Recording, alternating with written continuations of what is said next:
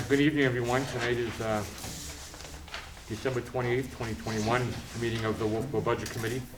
And tonight we're going to talk about the warrant articles, proposed warrant articles for 2022. Mr. Town Manager, do you have anything to bring up before we start? I would like to bring up a couple items if I could. Okay. I handed out some materials.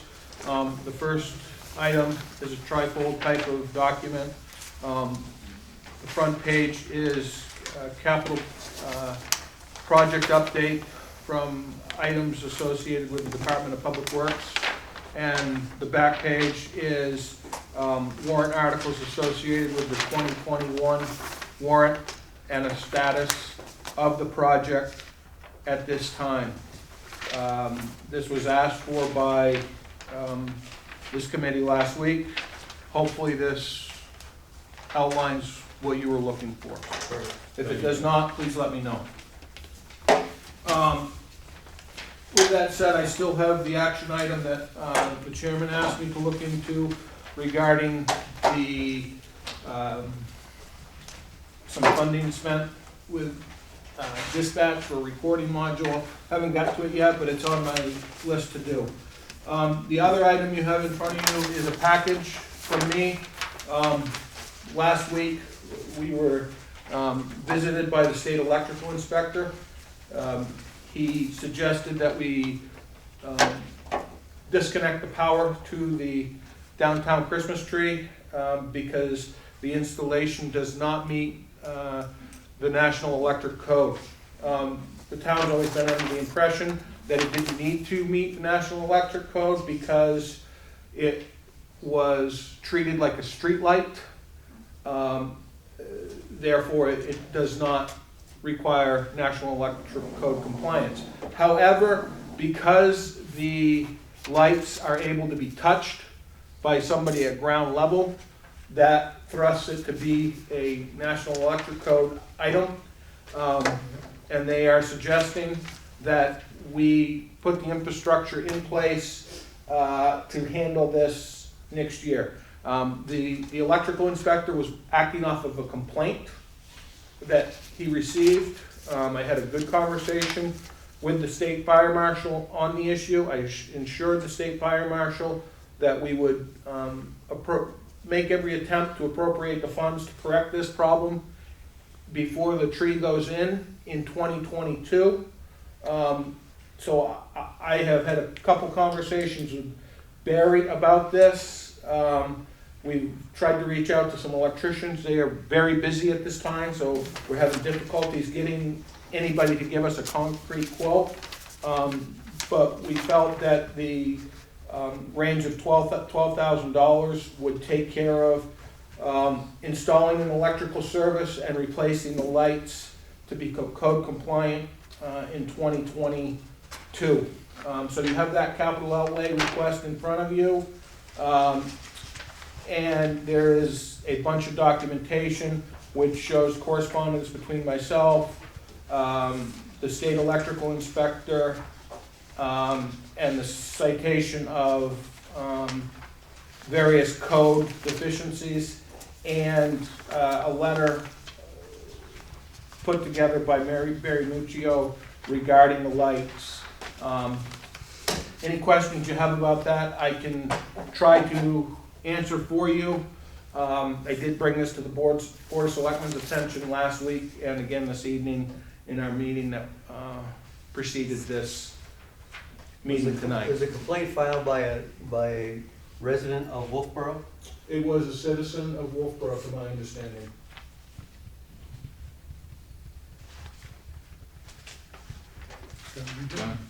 Yes, sir. Jim, did they disconnect the tree? The tree was disconnected today. When I discussed this with Sean, the state fire marshal, I said, look, I will disconnect the tree on the 28th once the crew is back to work. So it was supposed to have been disconnected today. And you spoke of electricians. Can this be done in-house? It can't. It has to be a licensed electrician. Okay, thank you.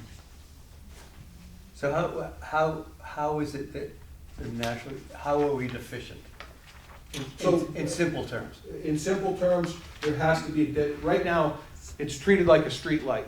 Right. So it goes across, it's basically live tapped from the secondary. There is a disconnect, the disconnect is like 18 feet in the air. But what has to happen is there has to be a meter, there has to be a disconnect, there has to be GFI protection, there has to be a service disconnect installed,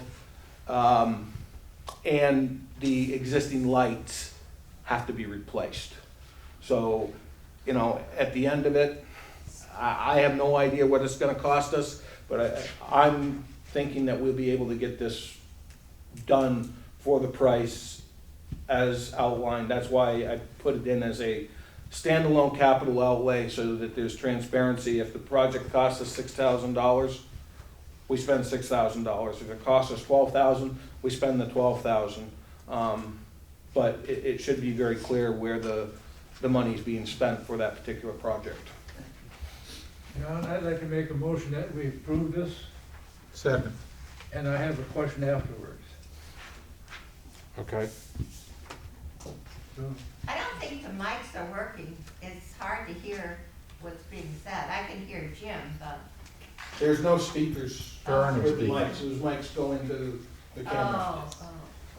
We can do this anytime, John, also that motion, we can do this anytime. I beg your pardon? We can do it once we get more members, or you can do it tonight, it's up to you. 1, 2, 3, 4, 5. Well, I'm just concerned about the other 4 guys.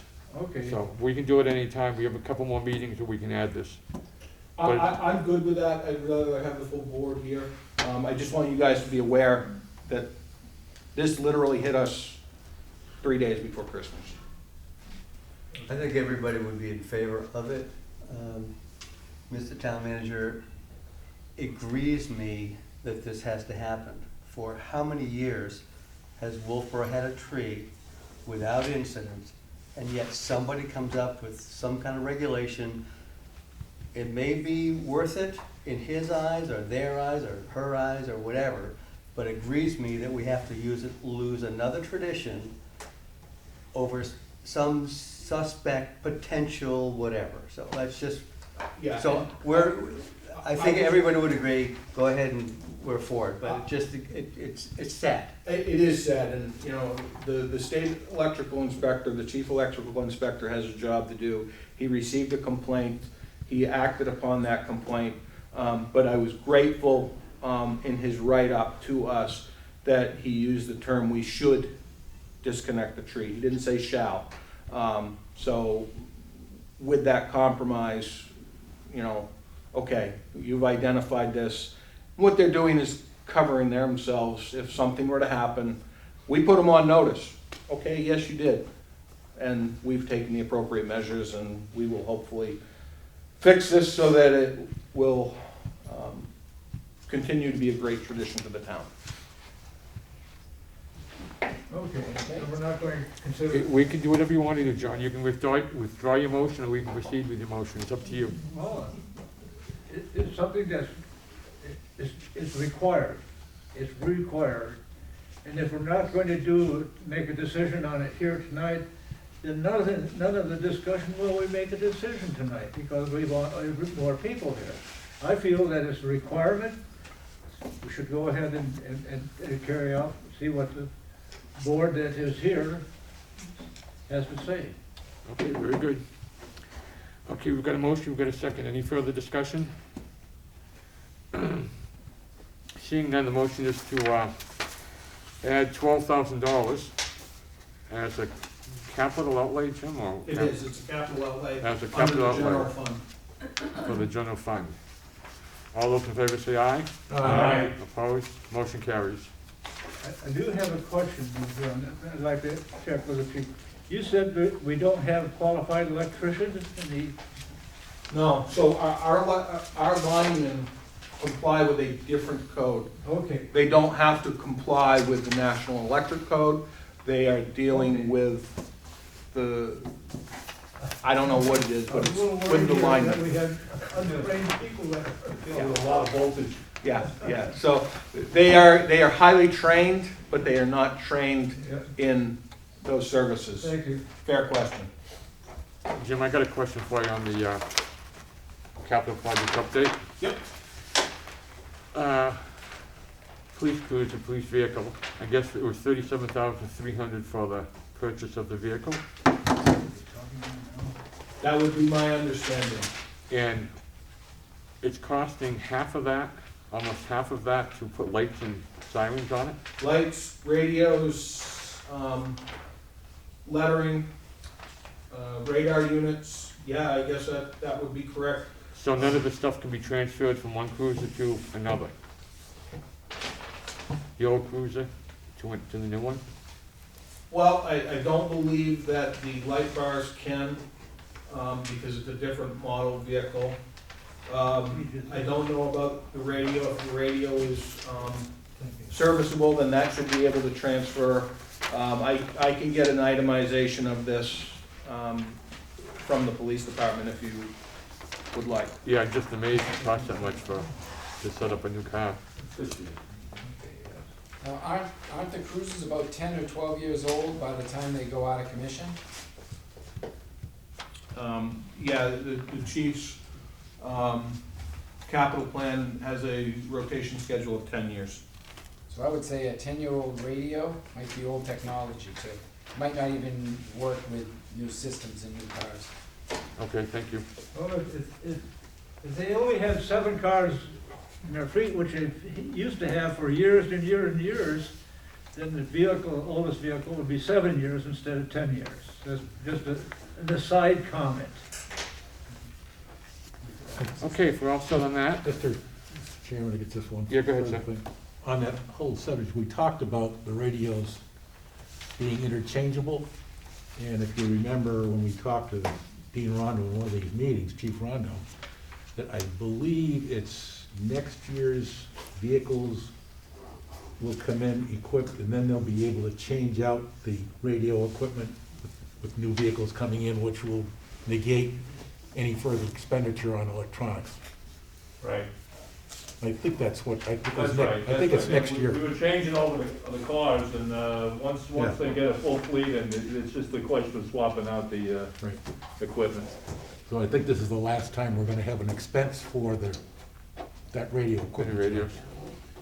Right, until it gets old. Yep. Okay, anything else, Jim? That's all I have for you, Mr. Chairman. Okay, let's jump into the warrant articles. So how would you like to go through these, sir? I guess we'll do the electric power reconstruction of Turtle Okay. Island first. I'll just quickly, if I could, go over the proposal as it's laid out on this spreadsheet behind me. And I have heard loud and clear tonight, larger paper, larger font, so we'll get those out to you. You should have also received it electronically.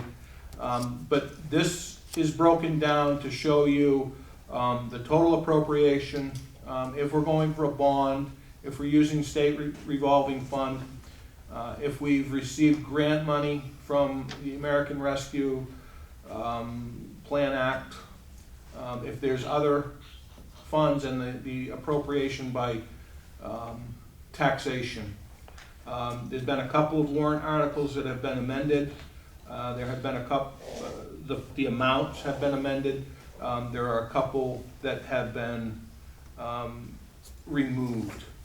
So at this time, we are looking at 84 cents in cash warrant articles for 2022. Last year's request was 96 cents, all in. Again, last year we were 2.2 million. This year we're $2,022,000. So we're down a little bit on the cash appropriation, but we're up on the bonding. And some of the bonding makes a lot of sense because of loan forgiveness and the attractive interest rates that we're receiving. So with that, I will dive into it. The first one is for $270,000 for the reconstruction of overhead electrical distribution system on what's known as the Turtle Island Tap.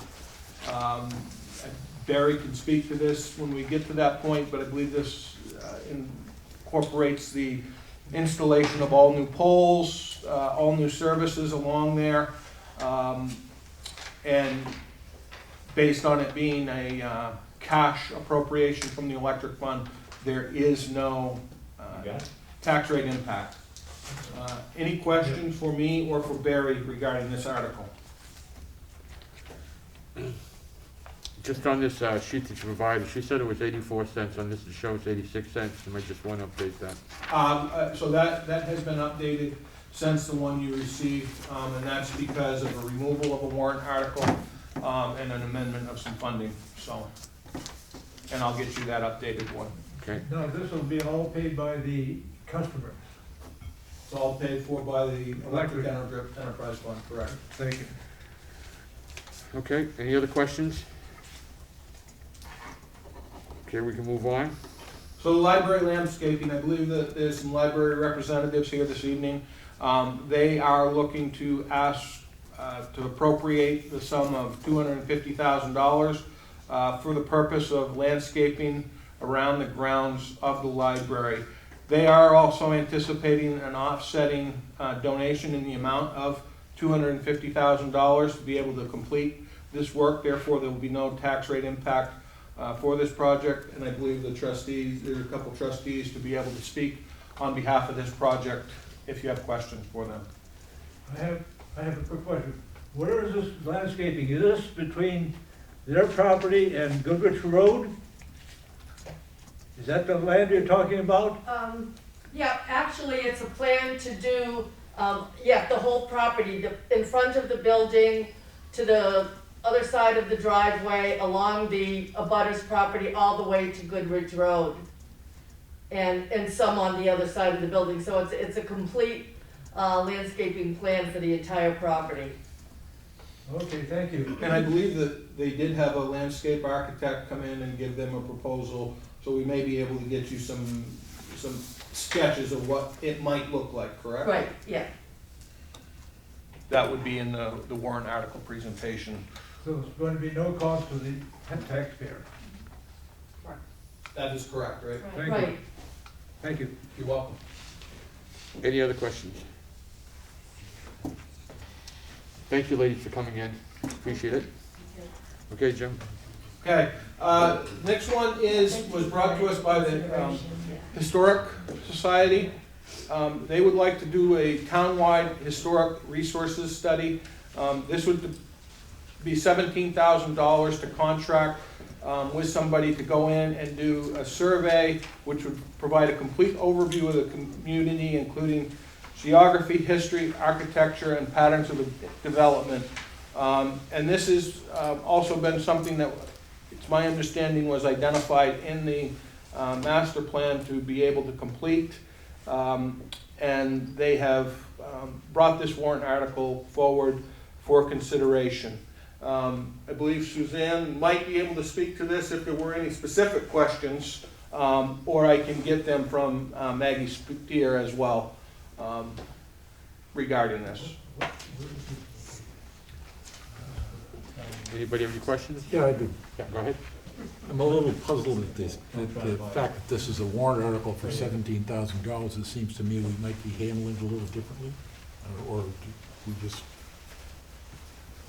we sort of change the rules here every time we talk about warrant articles. Every time I look around, now we're warrant articling a $17,000 item, which just as easily can be handled in cash.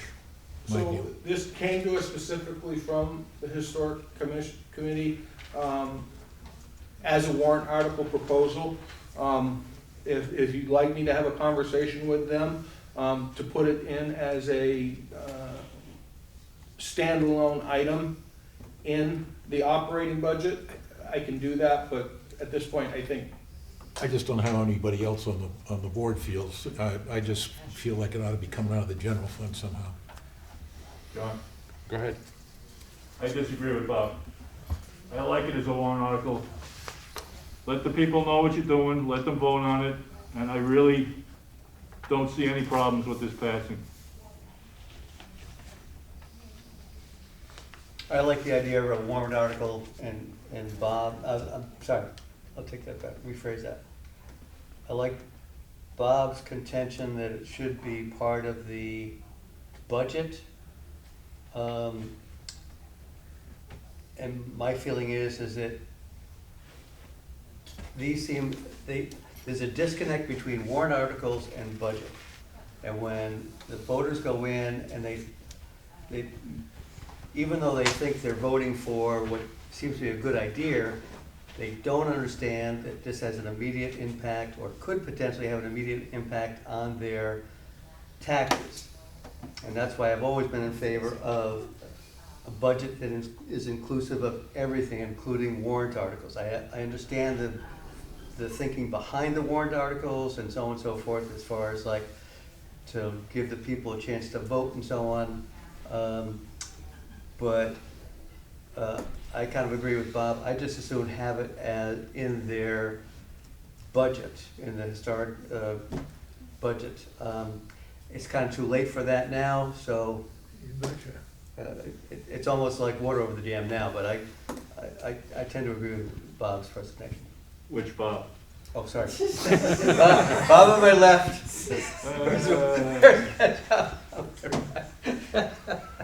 I think the other thing that's important to Go understand, Packers. as a percentage of their budget, this is huge, when you look at it from a percentage of their budget. Well, I agree. I actually am speaking more in principle than I am as far as this warrant article is concerned. I mean, and I'm speaking sort of from the CIP committee point of view. If this had come forward through the CIP process, it would never gotten recommended as a warrant article, because it's too small. Agreed. Agreed. And so that's my only problem with it. Not Fair the enough. concept, not the visibility, not the transparency, it's just the size. We've had small warrant articles year after year after year, with 20,000, 16,000, 20,000 for a capital reserve account up at Abenaki. And agreed, it wasn't in the CIP because it's $17,000, it's not $100,000. If you put it in the budget, somewhere down the road, people might say, why is this historic society spending this money? Where did this money come from? If it's a warrant article, they can be reminded that that's what they voted for, that's what they didn't vote for. That's why I like warrant articles. Yes. Stuff that goes in the budget gets buried in the budget. Okay, That's it for me. we just disagree in principle, that's fine. That's it. Okay. I believe one of the representatives from the Historic Commission would like to speak. Yes, ma'am. This is something that is required as one of the first elements of the commission's duties, is to do this survey, and they've been in force for a while and we haven't done that. But beyond that, if we put this in the budget, you're gonna see a spike. You're gonna see next year 0 for that amount. So and the budget will go crazy and then down to a minimal, because we have a very minimal budget. And the other thing is, once it's a warrant article, we can't screw around with that money. That's gonna be used just for that purpose and that purpose alone. And it has to be done within that $17,000 and not overexpended. If it's in the budget, well, we could go to the selectmen and say, well, 17,500, can you give us the 500 out of your surplus? You know, so it's better to be from my perspective as a member of the board who should be fiscally responsible, to be accountable for that money and make sure this gets done the way it's supposed to get done and not exceed the amount that is being requested. Thank you, Suzanne.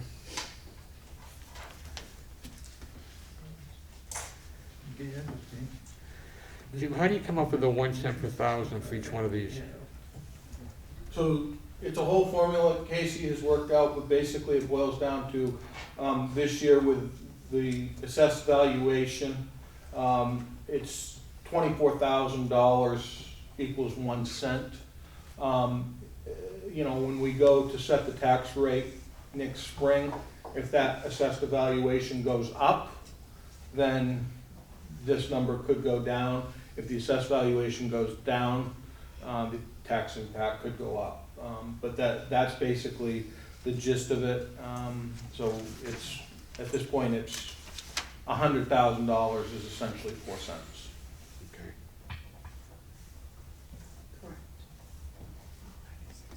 Thank you. That amount, the estimated tax impact amount was a warrant article, would that be included? So if you don't like it, then you'll have to do a warrant article to get rid of it. No, I was just wondering how they came up with 1 cent. When I look at some of these other ones, why it's 1 cent per thousand compared to some of these other ones. That's all I was asking. Okay. Okay. Next one, nothing you guys have to worry about. Conservation Commission requesting an easement on existing property. Bridge Falls path lighting replacement. This is a project that we have been saving money the past couple of years for. Barry Muccio has been working with Christine Collins on this project. They've got an actual layout of the replacement of poles from the Bridge Falls path down by the railroad station all the way to Center Street. We've got $42,000 in the existing capital reserve fund, and then we're asking for $210,000 for the balance of this project. I believe it's 34 utility poles, or 34 light poles that will be replaced. LED lighting. Right now, there is a significant amount of problems when it was installed. Originally, there was no slip joints put in the conduit, so every thaw and freeze cycle, that conduit is breaking or breaking the boxes off of the poles, or it's a whole nightmare. So we have been working on this, putting a little bit of money away, and at this time we are coming forward with the complete project of $252,000. Who's gonna do this work? Are our guys gonna do it? No, this will most likely be done by a contracted service. Now, we may utilize some of our staff to do some small parts of the project, but for all intents and purposes, this is planned to be a contracted thing. And how far will the lights run out to 28 from the railroad station to 28, and then that'll be it for the Yeah, lights? it'll stop at the Center Street Okay. intersection. And we will have a map for you in the complete presentation, so you'll be able to see it. Okay. All right, any other questions? Yeah, what's the yearly upkeep on that, as far as like from an electrical standpoint? I was out there, I've been out there numerous times, and it seems like the lighting seems to be okay. It has times when it's down, but what's the, if we're looking at 252, what's our yearly outlay? Do we have any idea what that cost is? I mean, why are we spending this to save whatever? Well, so interesting question. The problem is, again, this system was basically thrown in the ground. I hate to use the term, but I will. It's not code compliant because it doesn't have any of those slip joints. And as a result, the past couple of years, we have spent some monies on doing Band-Aid type repairs. I can't tell you right off the top of my head what that is. We can get those numbers for you. But at the end of the day, this was identified as a priority moving forward to try and complete. And therefore, you're seeing it this year because we need to get it done. Okay. Was this part of the CIP at all? Yes, Okay. yes. It actually has been for a couple of years. Yeah, it has been for a couple of years. It was reviewed. There was a smaller, there was a less expensive version that was presented that really didn't do what needed to be done. And this one is the, I won't say the Cadillac, but it was the more complete of the two that were submitted. And I think this is the one that addresses the problems that And it worked well because we got Barry into that Right. mix, Yeah, where he's kind of that subject matter professional, where Christine is, you know, making phone calls and getting estimates from people who really don't understand the system. Barry understands the system and knows how to do what needs to be done, and he basically called up one of his contractors and said, this is what we're looking at, and they put together a great map and a comprehensive cost estimate for it. Okay, any other questions? one question, not particularly on this Yeah. one. Can we, in the future, take the tax rate impact out to the third digit, please? In other words, is this exactly 9 cents, or is it not 9? Is it something, I guess that's my problem, and I think that may be yours, John, is that we need to know if it's 9.5, or is it 9.1, is it 9.8? And are you rounding up or rounding down, what's going on? So if you could please take it out to the third digit from now on, I'd appreciate it. I don't know, I can't speak for anybody else, but I'd really like to. And that's what you want on the ballot? I mean. I don't see any reason why not. People can look at it and say 0.095, oh, 9.5 cents. And I don't have a problem with the request, however, it's in summation, so an 8.5, when you add them all up, it would not exactly be what was on your ballot. You could have 8.5, 8.4, you want. I appreciate that, Okay, but you know, for our purposes. It's like maybe this not one for the- here, you said 24,000 equals 1 cent. This is 252,000, yet it's only 9 cents. That's 210, John. What's that? Well, they're raising 210. So Oh, okay, thanks. 100,000 is 4 cents, so 8 cents for 200,000, and a penny was added for the extra 10,000. Okay, thank you. I can take the whole thing out of penny. I mean, out of decimal. Well, I don't know whether you could just do it for us. Yeah, I definitely, that's why I asked the question. Yeah, John, would that? That's fine, yeah. If you could do it for us, I think it would just give us a little, you know, when we get into this fractions, we know where we are. Is it close to 9 cents or is it closer to 8? 8.75. But That's what I'm getting at. Okay, let's move on from the Bridge Falls path I lighting. believe Mr. Pfeffer had a question. Oh, I'm sorry. No, I just was gonna say, it's gonna be an estimate anyway, because the valuation, Yeah. between now and, when the tax rate's set, the valuation's probably gonna go up a little bit, and that number's gonna be wrong anyway. These are all estimates. Even the tax rate we come up with is an estimate. It's not, because your revenues change, there's a lot of variables with all of this, so they're ballparking it.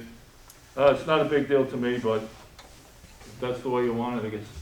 I think for the spreadsheet is probably a good idea. My personal opinion is up there. It just looks like a bigger number. Somebody could say, oh my gosh, that's 85 cents. Yeah, When yeah. really it's not, it's Yeah. 8.5. It's very close, it's ballpark, very close. Okay, so if we do it for the spreadsheet, that'll I can. that'll deal with it. Yep. as far as we're concerned. Okay, we all set? Can I get 50%? Go ahead, Jim. Okay, so the next one is this is a normal appropriation that we see every year. I think it was last year we increased this to $20,000 for the Abenaki Ski Area Capital Reserve Fund. This account has a very good management plan associated with it that outlines the cost of replacement of equipment. And at the end of the day, I think this works out very well for this particular facility. Just as an FYI, we had a pretty interesting year at Abenaki. We received donations to expand the snowmaking at the facility. That has happened. That was to the tune of about $260,000 in donations. There is also a push to have greater lighting, improved lighting at the facility. That will be coming forward as a donation as well. And we are still working on the planning for upgrade of the rope tow to potentially an electric motor in the future. But that would be outside of this particular capital reserve fund because it is not identified as one of the assets to be replaced in there. So this is a standalone article, fairly normal. Any questions we can answer for you. John? John, I have a question.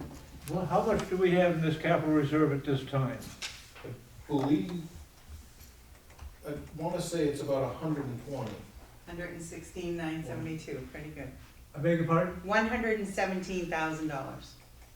And what's the target that you want here? So it's with this one, it's a moving target because of the grooming tractor. Okay, A couple years ago, we spent a lot of money on the grooming tractor to get that up to, so that it was operational for the year. So we spent, I want to say $18,000 on that tractor, basically out of this account to keep that tractor going. You know, well, we got an idea how much the replacement is going to cost? so it's going to be a 400, 500? brand new, you're looking at $400,000. Thank you. This facility does not require a new groomer. It would be a used piece of equipment. It would be what? It would be a used piece of equipment. So you're looking at $300,000 or $400,000. Well, I think we can get a used piece of equipment for probably 150. 41? For 150,000, I would guess. Okay, so we're have 117 right now, so we're getting pretty close. We are.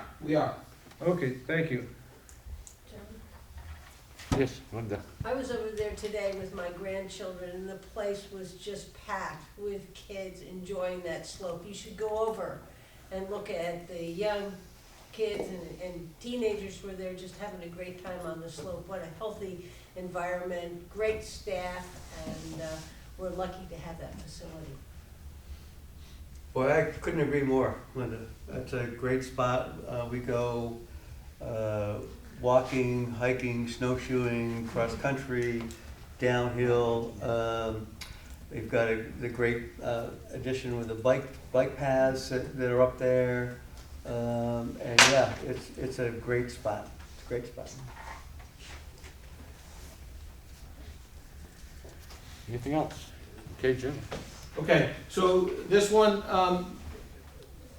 this is the Whalen renovation and expansion. There's a lot of moving parts here at this time, okay? Last year, we appropriated funds to come in and look at what the best option to do with this building was. We've had the building looked at by 2 different structural engineers. The structural engineers have determined that the building does not meet code for current snow loading. Therefore, an expansion of the facility is not feasible. So we are currently looking at essentially a replacement of the facility. It'll keep the cooling system, the chiller. It'll keep the surface that the ice is made on. It'll keep a lot of the equipment associated with the facility as an ice arena. But this is going to be essentially a tear down of the structure and a rebuild with a new structure. The Friends of the Whalen are actively raising funds. They will be in to speak with you on this and where they're at. I don't remember the meeting that we're scheduled for, but this is, we're hopeful that on January 5th, we will have set pricing for this project. John? Yes, ma'am. I'm on the Friends of the Whalen as the Board of Selectmen's seat, and I brought just a copy of their fundraising materials. I'll pass it around so people can look at what they're doing, so Oh, thank you, Linda. you're welcome. When do you predict, Jim, this will be started or get done or whatever? So we've been working heavily with the architect and the contractor. The architect is Banwell Architects out of Lebanon, New Hampshire. They've done a bunch of ice arenas in the state of New Hampshire. We're also working with CCI out of Laconia. They've done a bunch of ice arenas and have done a project similar to this on an ice arena. The hopes are if this warrant article passes, we will be ordering the building the next day. The lead time on the building is the big variable. You know, they're talking that it could be upwards of 26 weeks, but most likely no more than 26 weeks. So it's very complicated, but what it boils down to is we'll start pretty much immediately tearing the building down. You know, once nice weather hits, the hopes are that the bulk of the building will be able to be up in that November time frame, be able to use the ice, and they would finish some of the final work in that April or May time frame of 2023. Thank you. With that said, again, we're not going to replace the chiller because the chiller is estimated to be approximately halfway through its useful life, so we're not going to do that at this point. But what we are going to do is we're hopeful to have the building built in such a manner that we'll be able to put solar on it, so when those units, that chiller unit does get replaced with what they call a cube system that fires up in one at a time at a variable speed, solar will be able to take that intact. Right now, this thing goes from 0 to 100 and solar would not be beneficial to it, so we're not looking at solar at this time, but that would be a potential future project tied in with the chiller replacement when that comes time to be replaced. Is the footprint going to be increased or stay the same? So the footprint will be increased. I believe it's going to be approximately 32 feet, something like that, as you're looking at the building to the right, and there'll be locker rooms down through there. The offices will be relocated to that side of the building. Over on the other side, where the offices are today, there'll be a stretch room, a small conference room, and then there's also another small section, supposedly at this point they're talking about for potentially bikes. But this is all very fluid at this time, and we have drawings that we'll be getting out. At this point they're, I think, 85% drawings, so that they can finalize the bid work. How did the structural engineer come to that conclusion where that arena has been there from 20, 30 years ago? Yeah. And is it just because of age that he's basing that on? Or, I mean, because obviously it's weathered a number of winters perfectly okay. It has. However, I don't remember the year, and I'm working on a timeline for it right now. There was a roof collapse at that facility, partial roof collapse. As a result of that roof collapse, they went in and they put in additional purlins in the roof. Those additional purlins brought the roof structure to a ground snow load of 50 pounds per square foot. However, the structure holding the roof structure up is rated for 37 pounds per square foot. So there was multiple options looked at, which included reinforcing the existing steel, to which it was determined would be cost prohibitive and it would look absolutely horrible on top of that. It looks like at this time we will be able to use the same footers. There was some question initially whether or not the footers were going to be capable of the load, but it looks like they are capable of it. And then of course there'll be new footers put onto the addition. Are they going to increase the pitch at all? It is gonna have an increased pitch, it's gonna have a higher pitch, is my understanding. So basically, as you're standing in front of it, it's gonna go 33 feet increased to the right as you're facing it, the length is gonna stay the same. Yes, the length is going to stay the same. The small building on the front that houses the entry, that essentially is going to stay, but the rest of it is gonna be coming down. It's gonna be a metal building? It is gonna be a metal building. The other thing that will stay is the Zamboni room. That there's a concrete block section. That Zamboni room area will stay. But yes, and you know, the hopes are that we are able to do, right now we're looking at when they come forward with the proposal, they're gonna have a variety of options. So we will be able to look at it from a cost standpoint that, okay, if we do all insulated panels, this is what it's gonna cost us, this is what the insulation value is gonna be, this is what the estimated cost of the building is gonna be. If we go with a standing seam metal roof, with insulation, with netting, this is what it's gonna cost, here's what the rate of return is gonna be. So they're gonna provide us with a series of options so that we can make that decision within a matter of a week.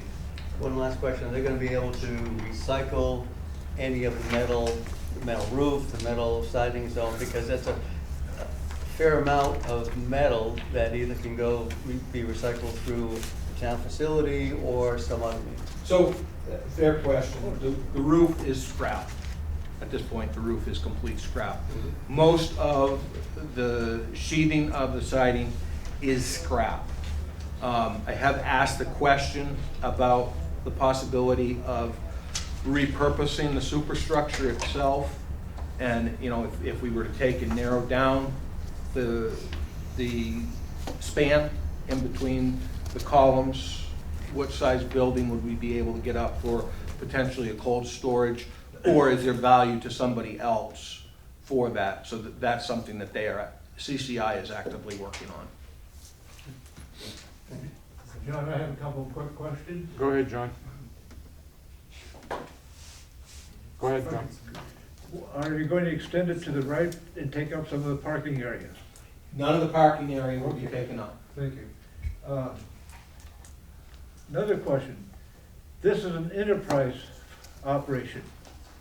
Is it going to be paid by the enterprise, by the users, or is it going to be on the taxpayer? Good question. So one of the things we've evaluated on this is this building cannot sustain itself as an enterprise fund.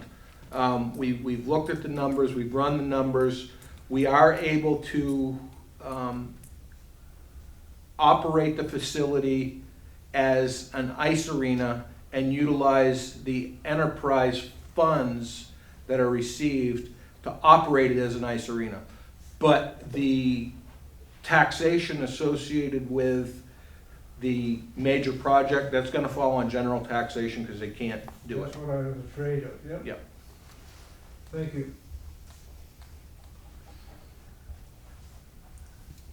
John, I got a couple of things. Go ahead. But just, Jim, is this going to be written up as a, some type of a non-lapsing warrant article?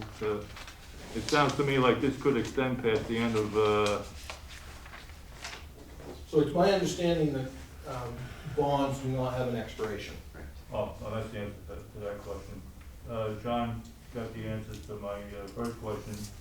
And the only other thing I have to ask is I can't read these bond options, and I just, without even getting into it, were you just talking about 20 years versus 10 years or something like that? Determined there's a 20-year bond. Oh, okay, that's all I need to know. This is a ways out, so, okay, thank you.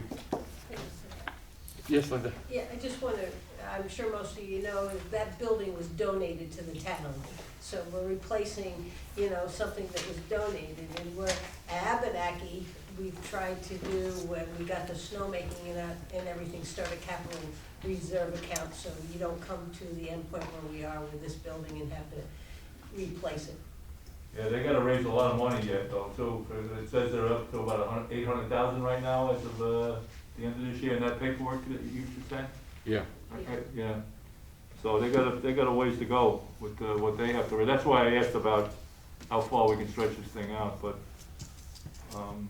yeah, I so, think they'll come in and let you know where they are and what they're gonna do. yeah. Okay, thank you. Jim, that's soup to nuts, turnkey. That is it. I mean, that puts this facility in a position where, other than the chiller, we shouldn't have to do anything to the building going forward. Now, even though it's a town project, someone from the town will sign off on it. I know one time I think we added a bathroom or something, and it changed the configuration, so we had to spend like $180,000 on a sprinkler system. This is gonna be all set to go. This will be all code compliant. Okay. It'll be fitted with a new sprinkler system. It'll be fitted with new alarm systems.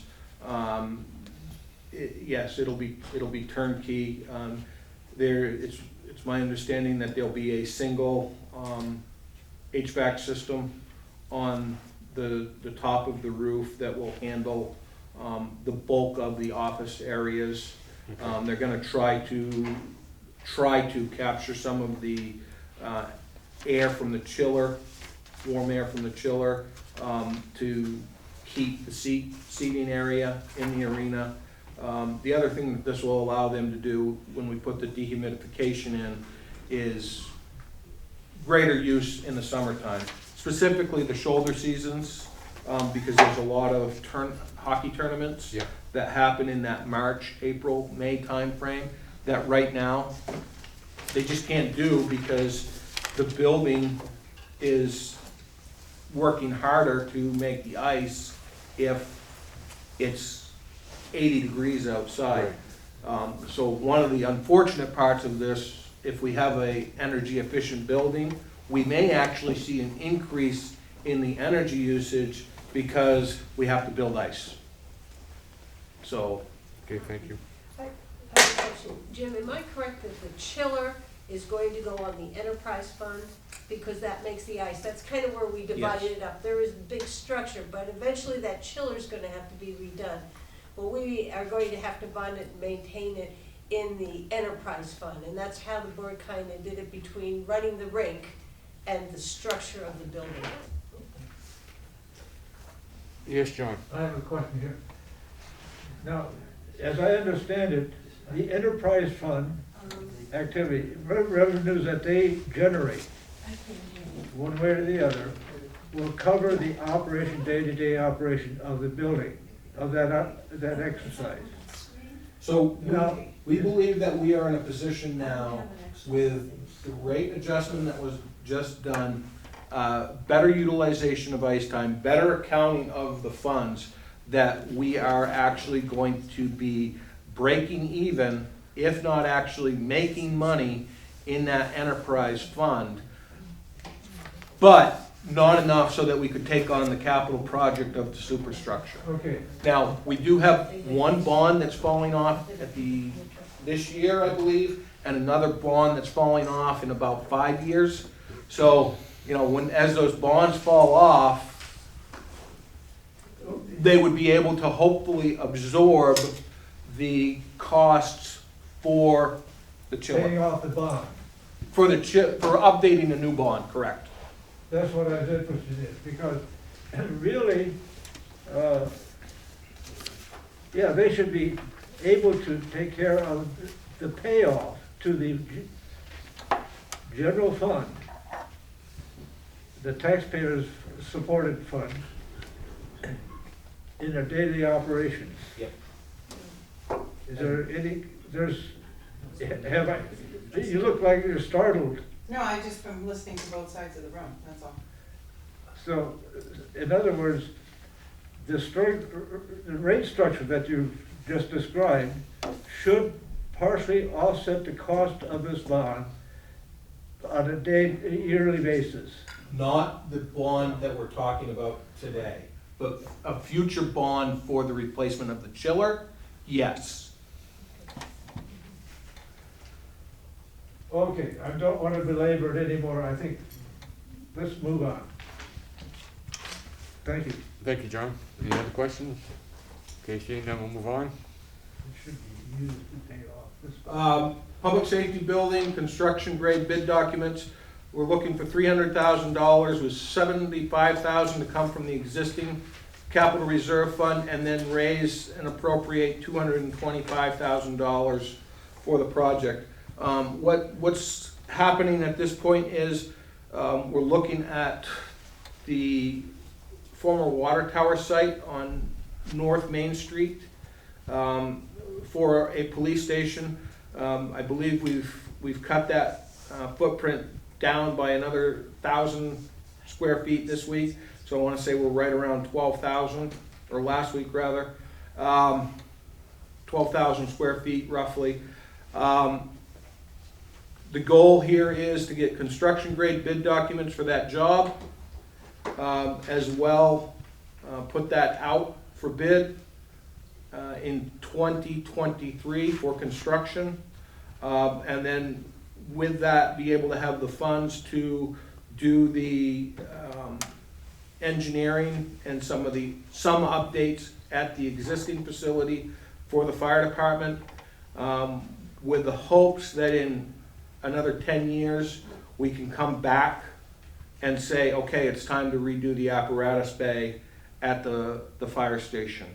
We're having some growing pains with our architect on this one, trying to get a handle on the phasing. But this is where we're at today. Mr. Lohman and Mr. Tuffer attended a meeting that we held a couple weeks ago relative to this. Any specific questions they or I may be able to help you answer. What's the current projected cost as of today for the new building? Of the police station, I want to say it was right around $6 million.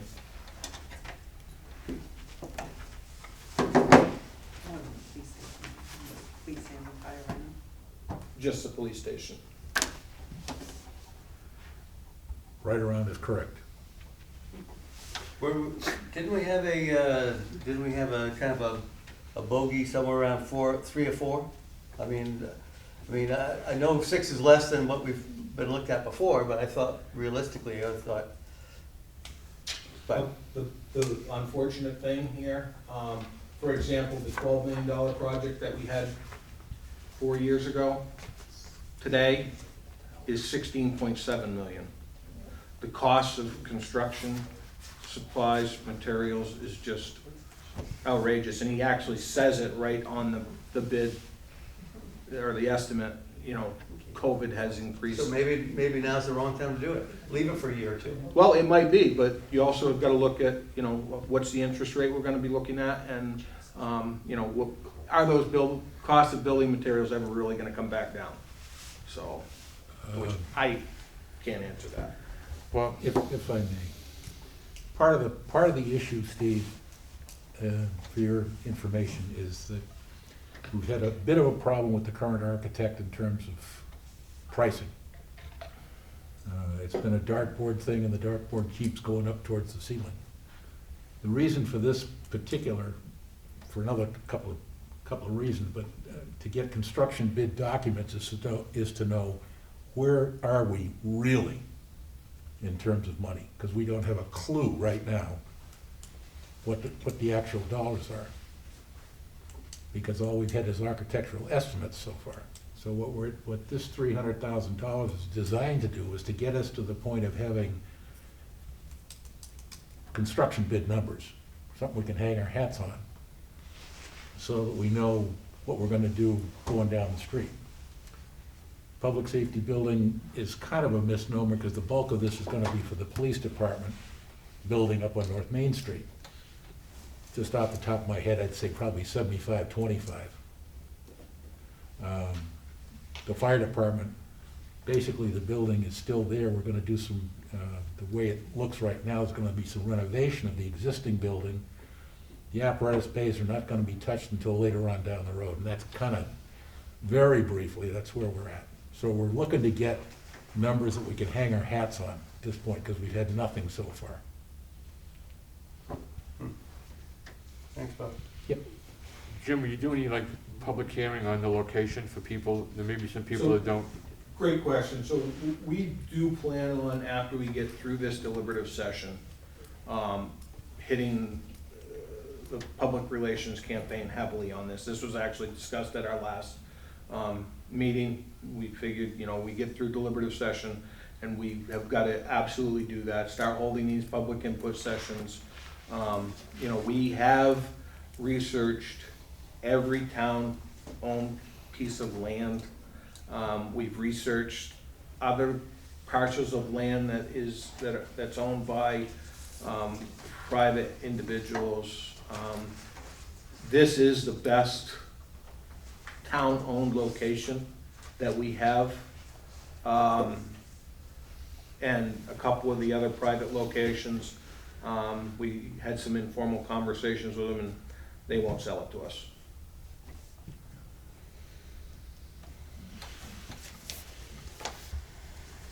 Okay, any other questions on the public safety building construction grade bid document? So, help me understand, so the 300,000, does that go to engineering funds to develop? I mean, just, how is that spent? So what we'd end up doing is we would put out an RFP. Yep. And that RFP would say, look, we are looking for a police facility to be built at this location. Here are the parameters which are established by our current architect. Come back to us and tell us what it's gonna cost for you to develop those construction grade bid documents for us. They would at that point go ahead, build the construction grade bid documents once we award it.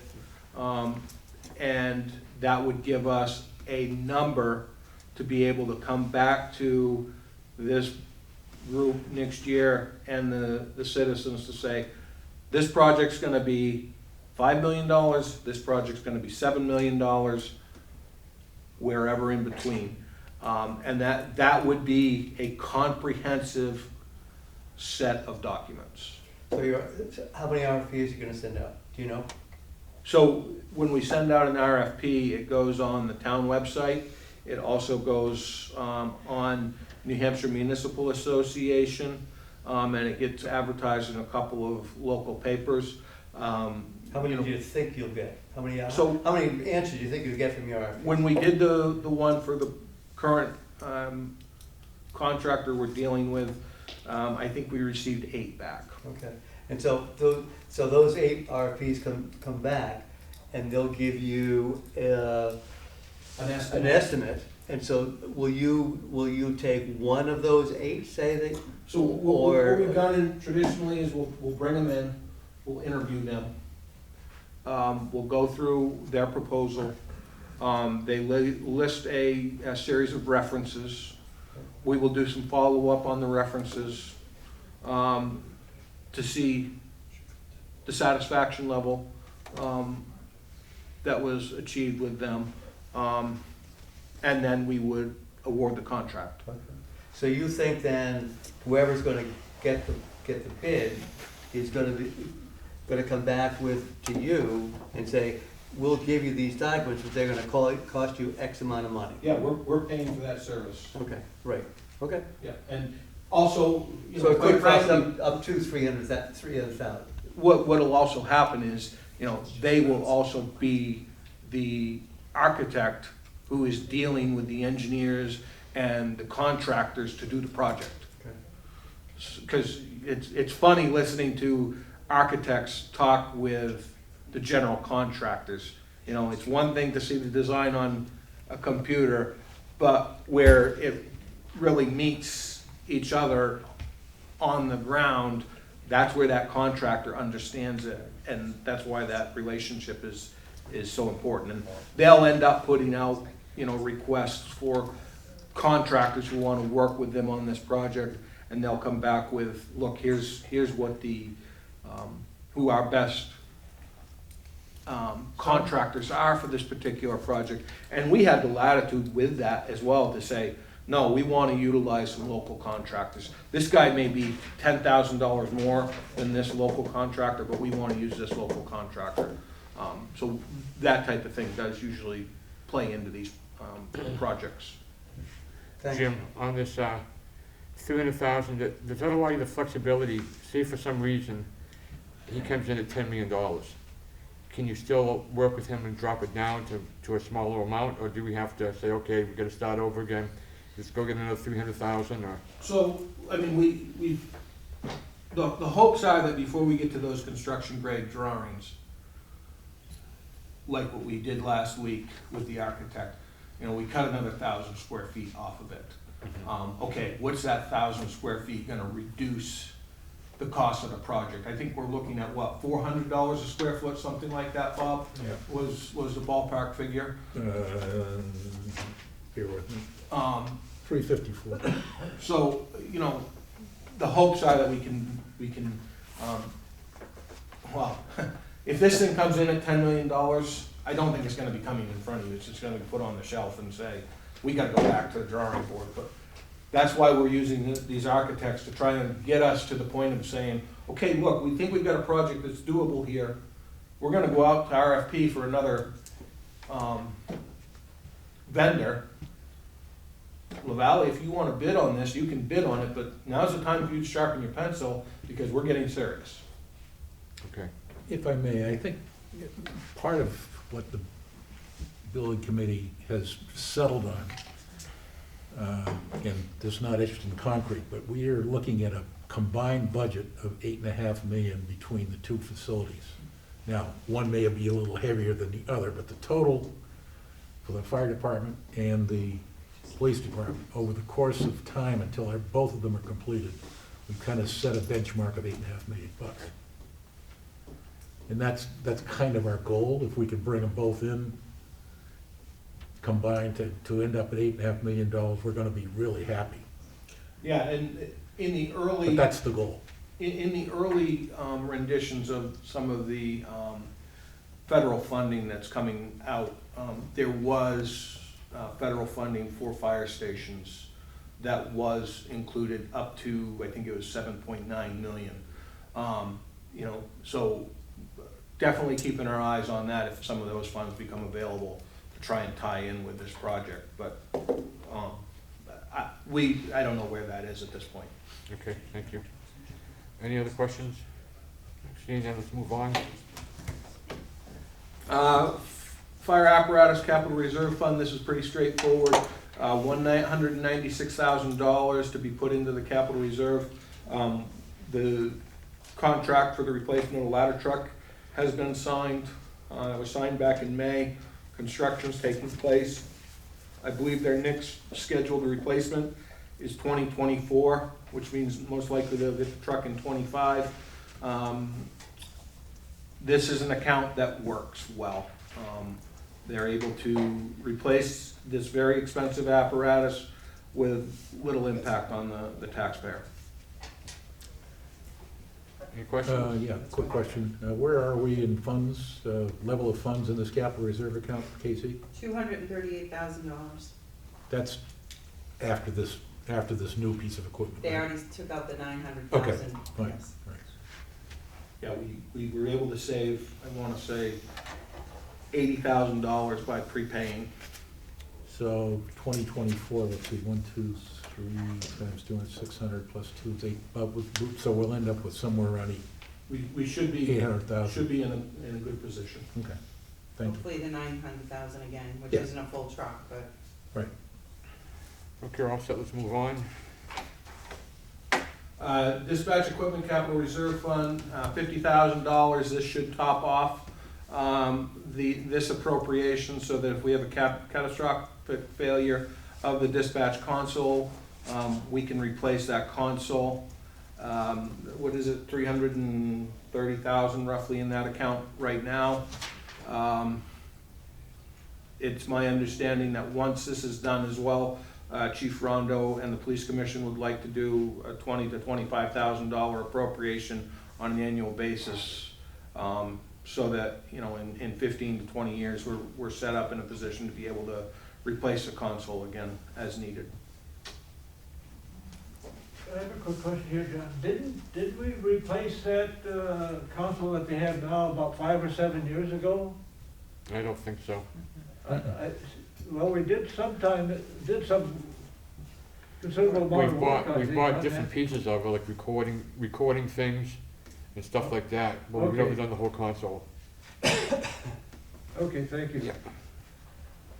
Okay, I guess we can move on. Sewer pump station upgrade.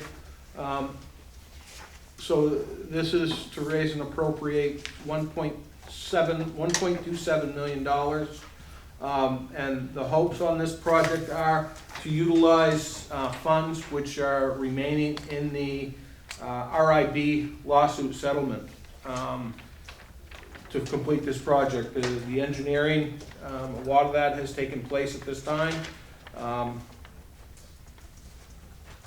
And it's my understanding that we'll have just shy of 1.3 million in this account. Correct? Yep. Okay, any questions? After this expenditure? No, So this will take it down to 30,000. correct. Okay, thank you.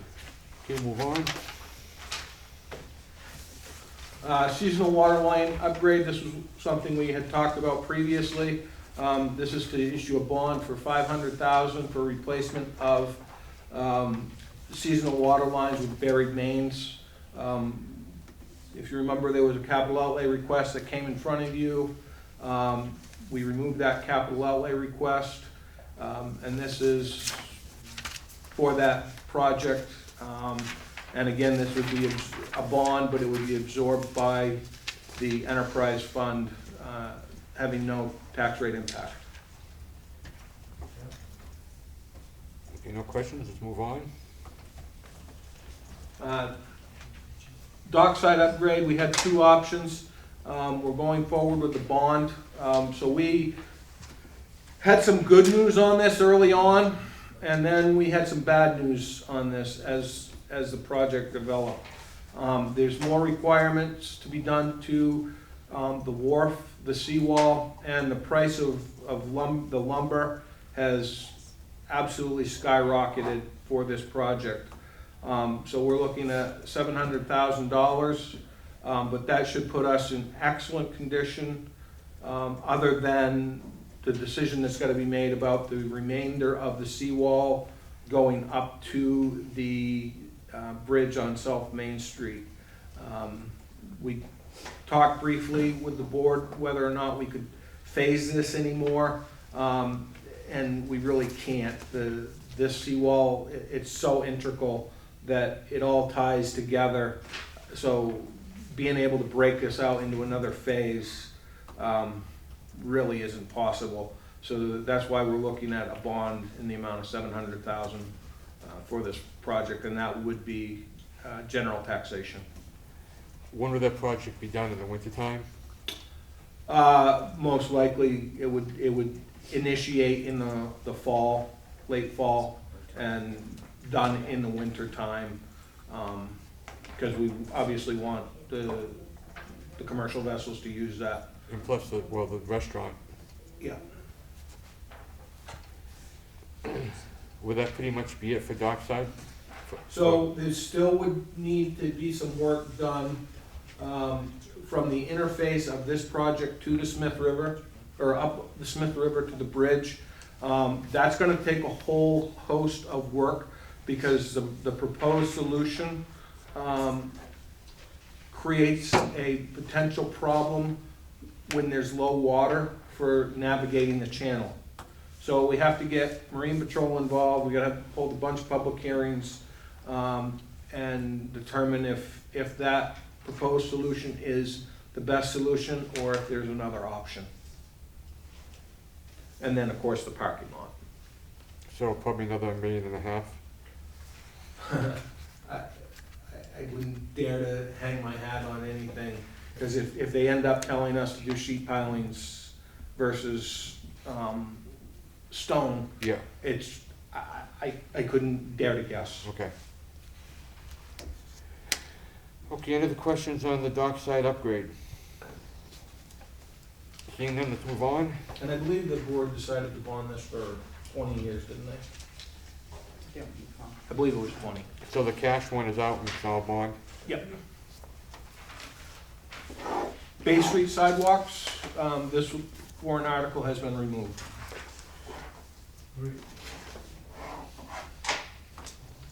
Town road upgrades, $1.3 million. We're proposing to use $1 million of the town's unassigned fund balance and $300,000 from general taxation. This would do the Maplewood area, correct those roads. To give you an idea of where we're at with fund balance, if we were to use the $1 million, we would have a retained fund balance of $2,587,611 in the general fund, which is 6.66% of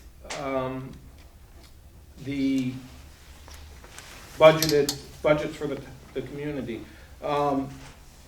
This does include last year's appropriations for the ladder truck, the town road upgrades where we used $650,000, and dispatch console. So we think this is a good utilization of these funds to keep our roads in good repair. Is it gonna be bid out? Yep. The bids, we've already actually received the bids. The bid opening was 2 weeks ago, I believe. It looks, initial glance, it looks like 3 of the bidders came in on budget, 2 of the bidders were over budget, and the engineer at this point is just going through ensuring that the bids that were received meet the RFP that was put out, so that we can choose the appropriate vendor to do the work. When you have the next public hearing, we talk about warrant articles, you'll identify the roads that are gonna be done and all that? Yeah, The sidewalks and all that? This will have, when we do the full presentation, it will have the layout of the roads that are gonna be done and all of that. That is correct. Sidewalks and all that stuff, okay. Yep. So if Thank I'm you. looking at I'm looking at Maplewood, and I'm thinking about the stormwater and so on and so forth. So any road construction, is that gonna be tied in with the ongoing runoff issue that is affecting, or potentially affecting Winter Harbor? I mean, are they gonna dovetail it all, or? Yes. All the work that has been done in a manner that exactly what you said. It'll dovetail in nicely with what's there, so we have a comprehensive system that will manage the stormwater in a best management practice. So I guess my question is, I don't wanna, 10 years from now, or 15 years from now, have the same stinking problem again. I think we're all on that same Okay. page. John, I have a question. Go ahead, John. Does this amount of money include the town labor that's going to be involved in it? There is no town labor associated with this project. This would all be completely bid. So the $100,000, or the $1 million? Yeah, Dave will have the breakdown. $1,300,000. Not all of it, because some of it will be used for the following year's engineering. Okay. So part of what he raises this money for is to do engineering for next year, so that at this time, we have got a bid that's out, a bid that's open, and we've got solid pricing for the warrant article. But for the actual construction, there's not going to be any town employees involved in this. I do not believe so, but I will double check that I'd appreciate that. to ensure that. Yeah, thank you. Yep. Okay, I'm sorry. I think we covered that when Dave was here before. Yeah, the only way that we would use warrant articles is if it was an unplanned project on a weekend, but that's not normally, because this would be in the normal course of the day. Right. So everybody's salaries and benefits are in their departments, so we would not use these funds for doing this project. That's what my understanding was, that on all these warrant articles, The only thing that's in there is materials, contracted costs, period, that's it. Correct, No local labor. correct. Okay. Okay, I guess we can move on, Jim. Okay, so $125,000 for water line upgrades. These water lines are in that same warrant article. So it was too complicated to put it into a single standalone warrant article, so the replacement and upgrade of these water lines in that Berrywood area, this is the water line upgrades that's associated with that work.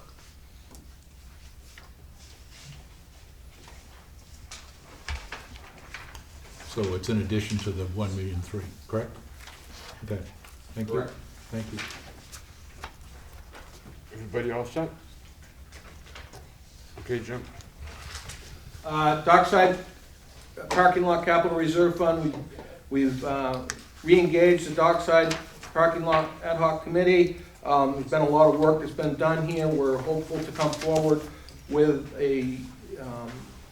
some public hearings and some finalized design concepts. But at this time, we're asking to put $100,000 into the Capital Reserve Fund, which will allow for the continued engineering so that we can get to a final solution to get this project done once and hopefully for a while. What's the balance in the fund right now? $87,679. Thank you. John, do you have a question? Yes, I'm sort of observed the fact that we have a lot of activity going down there, the boat shows and stuff like that. People put tents up and things like that, and they poke a hole in the pavement.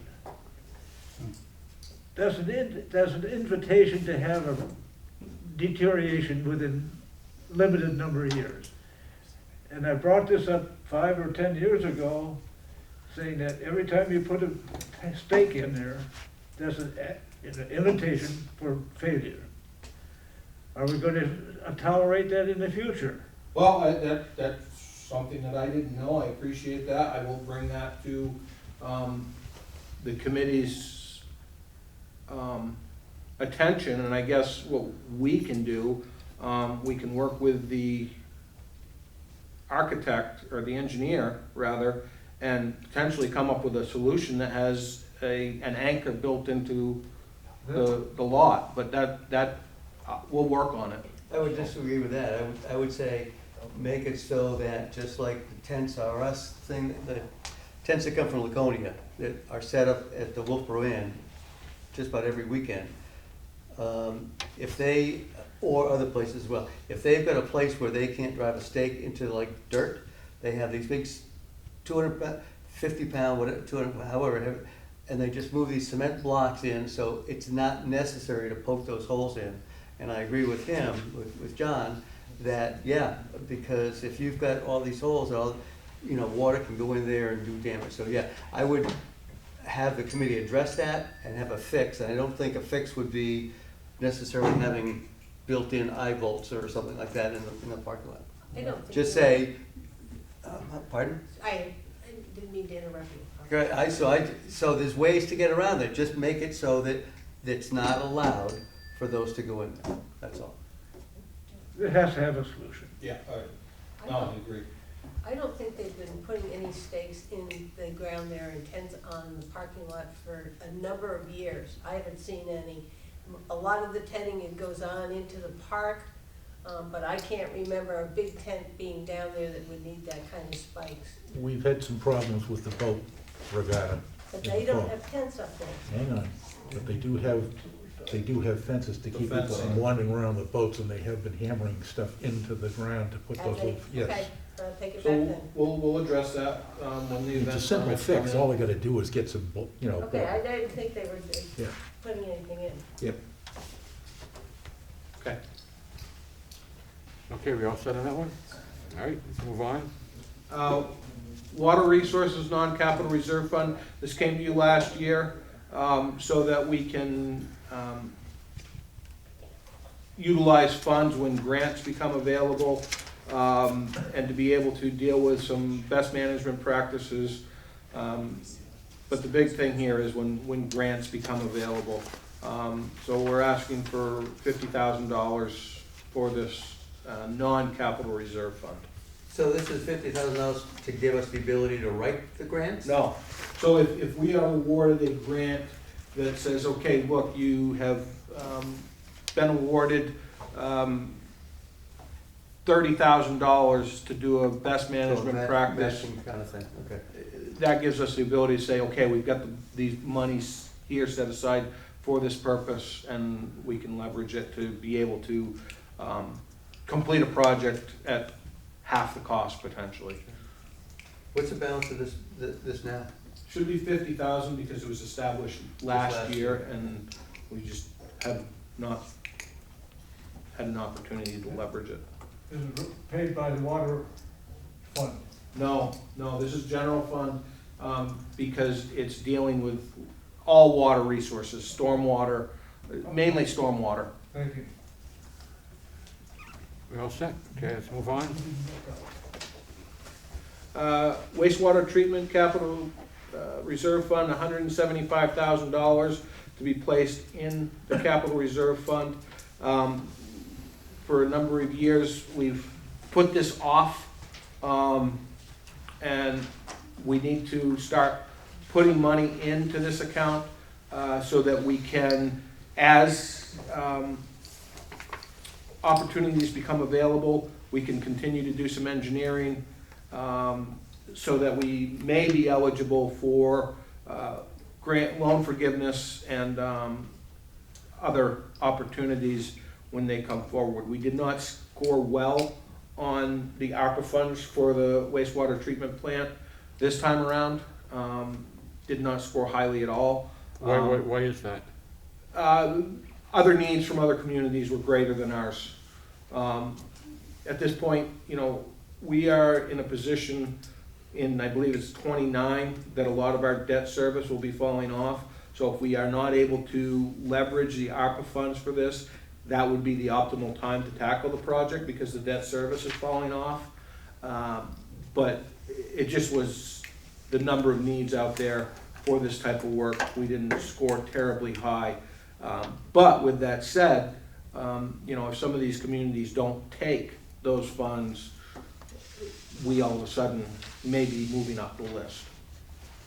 So by 2029, you're talking about a new plant. So it would be a complete rehabilitation of the existing plant in that 29 to 30 ballpark. Million. 29 to 30 million? No, Oh, year of 29 Okay. to 2030. okay, thank you. Right now, I think the best estimate, if I remember correctly, was 15 million through CIP. John? Yes, sir. We laid off this for a couple of years, I believe, right? And, but the last time we had a run at this, it was $125,000 a year for 8 years, for a total of $1 million, and it worked out very well. They did a lot of improvements up at the wastewater treatment plant over that 8 years, and it's coming up on 50 years old. It's in very good shape, but it's time, I guess, is coming. Thank you. Anything else? Okay, let's move on. Department of Public Works, this is their capital reserve fund for $185,000 to continue the replacement of their vehicles as they do through their asset management plan. Casey, how much do you have in there now? Only $20,332.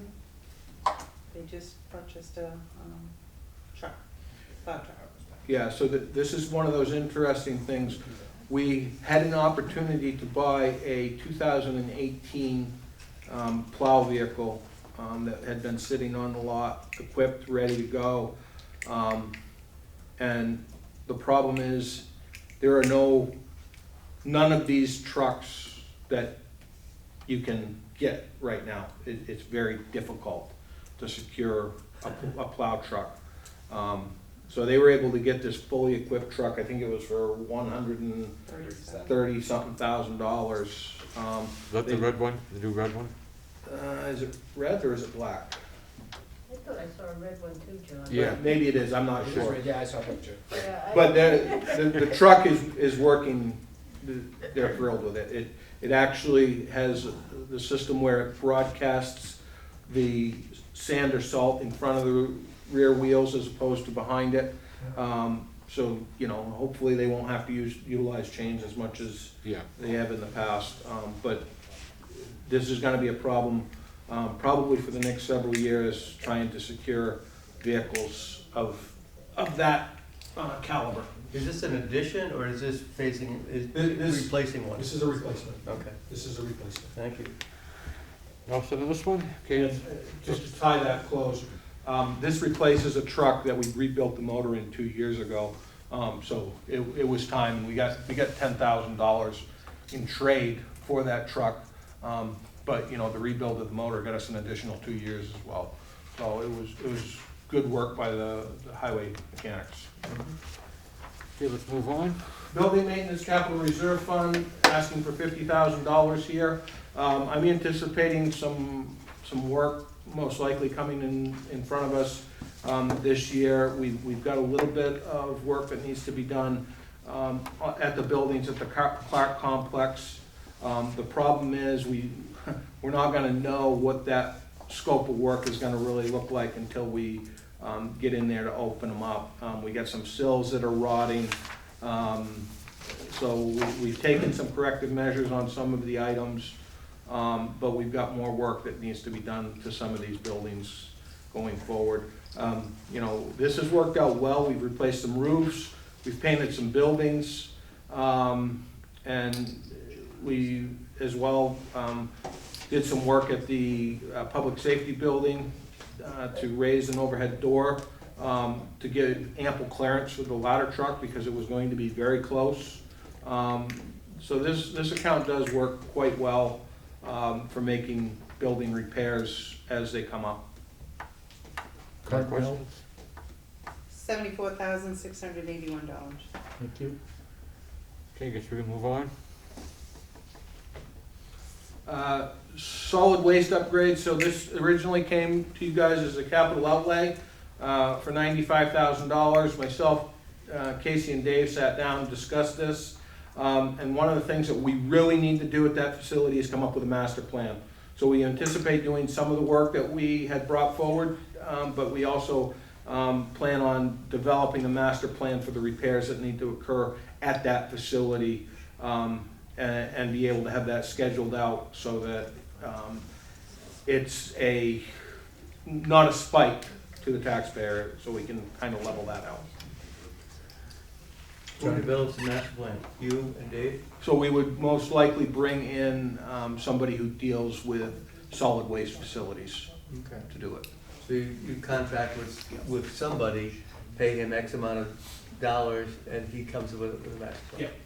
Do you have any idea how much that's gonna cost? I think Dave is ballparking 20 to 30. But, you know, that'll be something that when we put the RFP out, we'll see who comes back with what. Bob? Question, this $125,000, talking about performing repairs at the solid waste facility, I know there was a major league complaint, if you will, call it that, no break facilities. Is that part of this deal? No, that's actually being taken care of right now. Oh, good. All right, I just wanted to make sure that. So we are I actually know putting Dave in, talked about it when he was here before, and I just want to be sure that that's gonna get taken care of. agreed, so we are converting the swap shop. Part of that will become a break room. As well, it'll have a locker room so that staff can take a shower, Yeah, change their clothes, Right. and it'll okay. tie into the septic and leach. That was my concern. Yep. Just want to make sure that was gonna happen. It's happening. Good. Jim, why don't we do the master plan first before we do the before we start fixing stuff, because if we fix stuff, and then the master plan guy comes in and says, no, we're gonna move this over here, this over here, then we're just gonna have tearing everything up. Yeah, I think the takeaway on this is we know the wall needs some critical repairs. Okay, There's no question about that. Those were identified as a high priority item. We've got some fencing issues that have got to be resolved. And the other thing is, if you look at the building needs to be painted. The roof is starting to show some rust. The siding is starting to show some rust. So we've got to get some paint on that this year to try and prolong that as long as we possibly can, the life of it.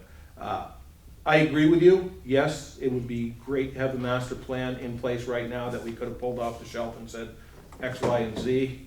But that's why we have tied this in, so that we can have that going forward. okay, so basically if we spend 80,000 to fix the place up, you're guaranteeing that that stuff that we just spent 80,000 isn't gonna have to be torn up and replaced again? Is that what you're telling me?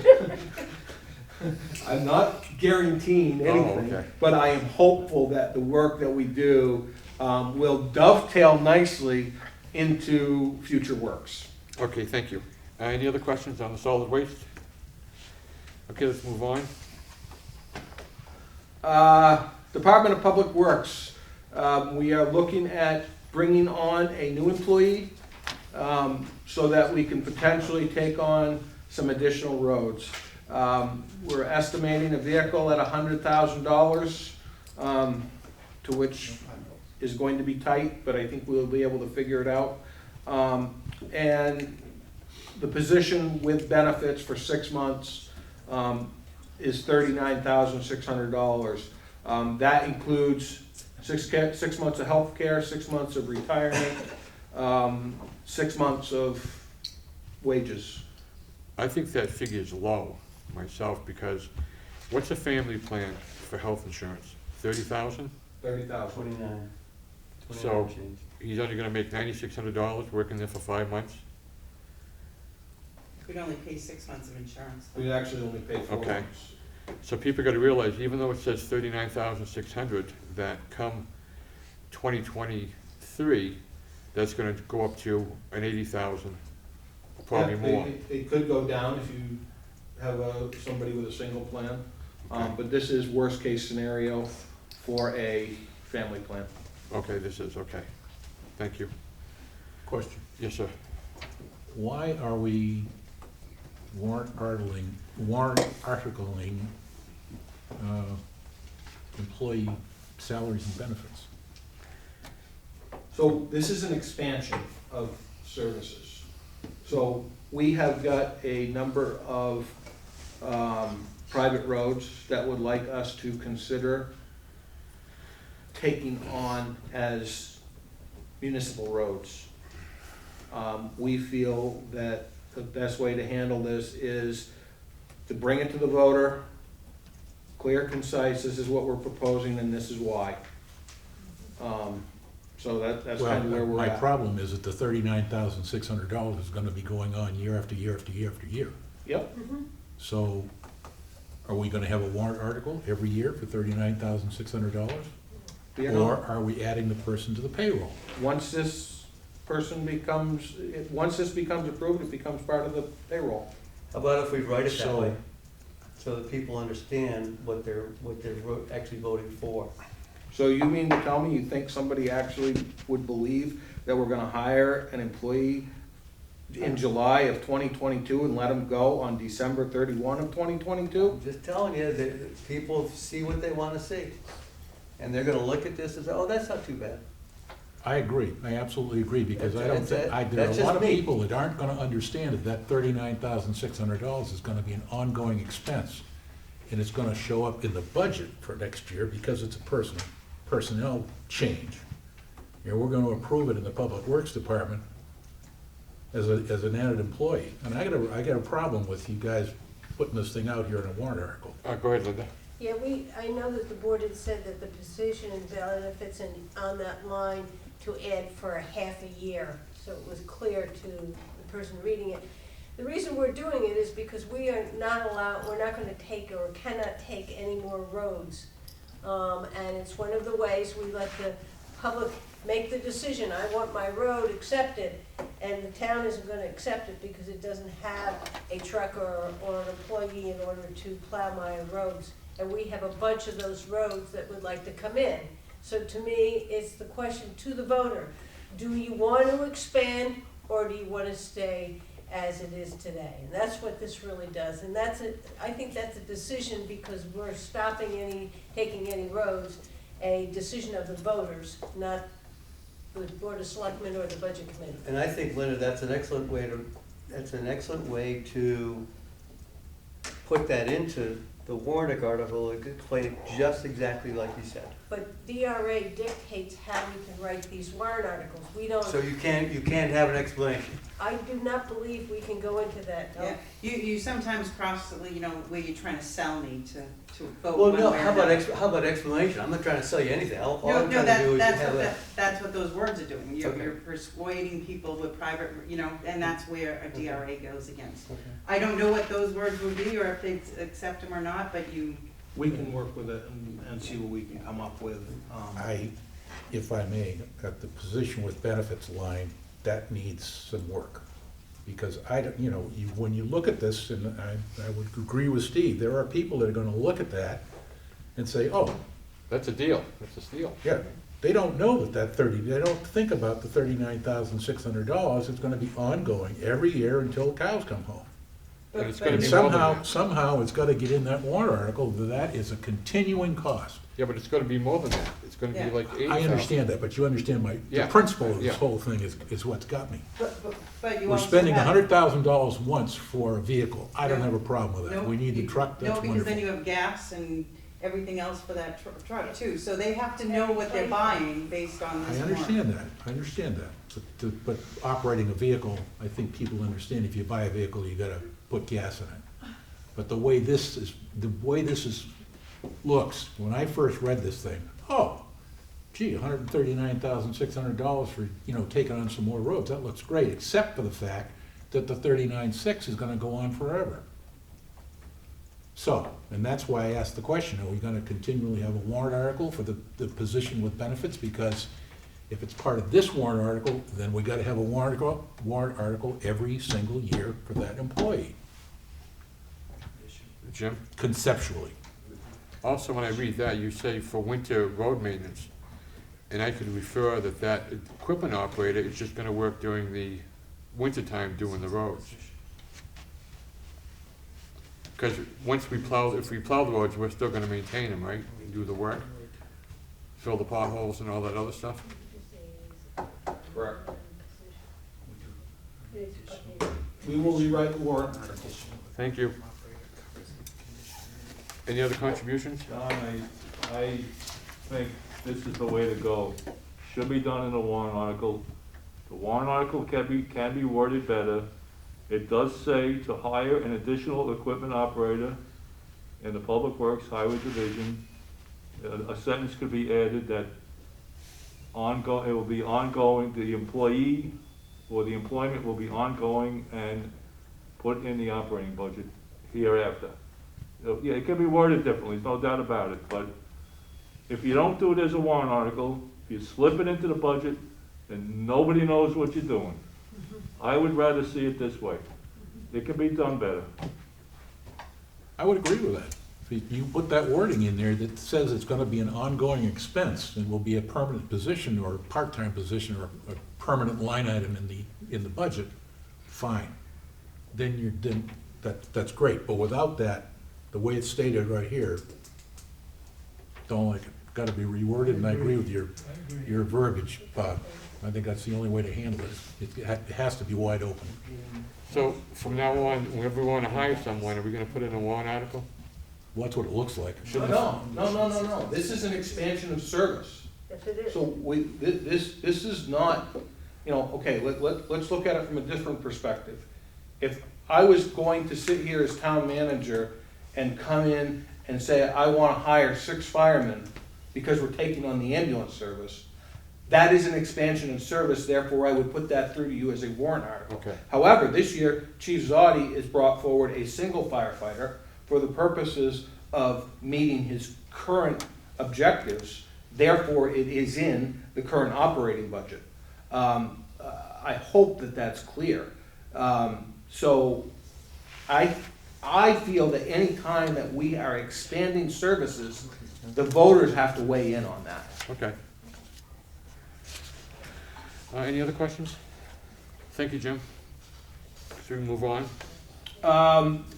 So this is to establish a sidewalk capital reserve fund. This was originally proposed at $50,000. When the Bay Street sidewalks got removed at $72,600, the Board of Selectmen made the decision to bring this to $75,000 to create a sidewalk capital reserve fund for the purpose of maintaining existing sidewalks, not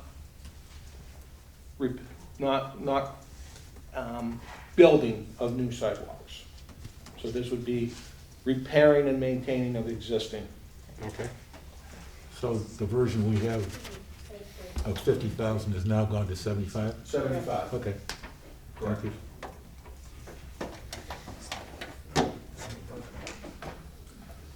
Port Wedglett drainage upgrades. So this is a really complex one. Long and short of it, we're looking to raise and appropriate $430,290 for constructing adequate stormwater drainage system. We have received a grant for $199,000, and the Port Wetland Association is committed $100,000 to this.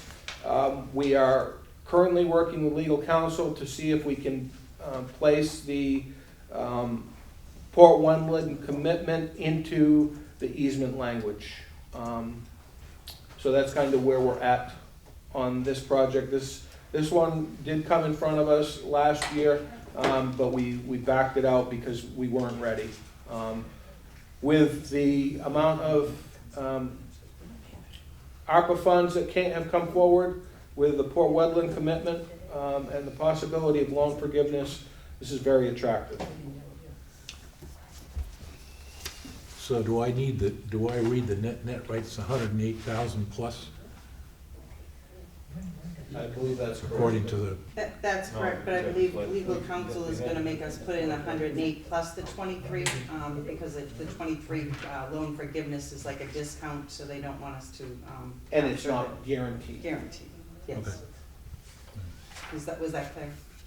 yeah, I just want to make sure that when the voters look at this, they get, I don't know what the rules are as far as DRA is concerned, but they ought to know what funds are going against this $430,000 in the warrant article, it seems to me, Right. if that can be done.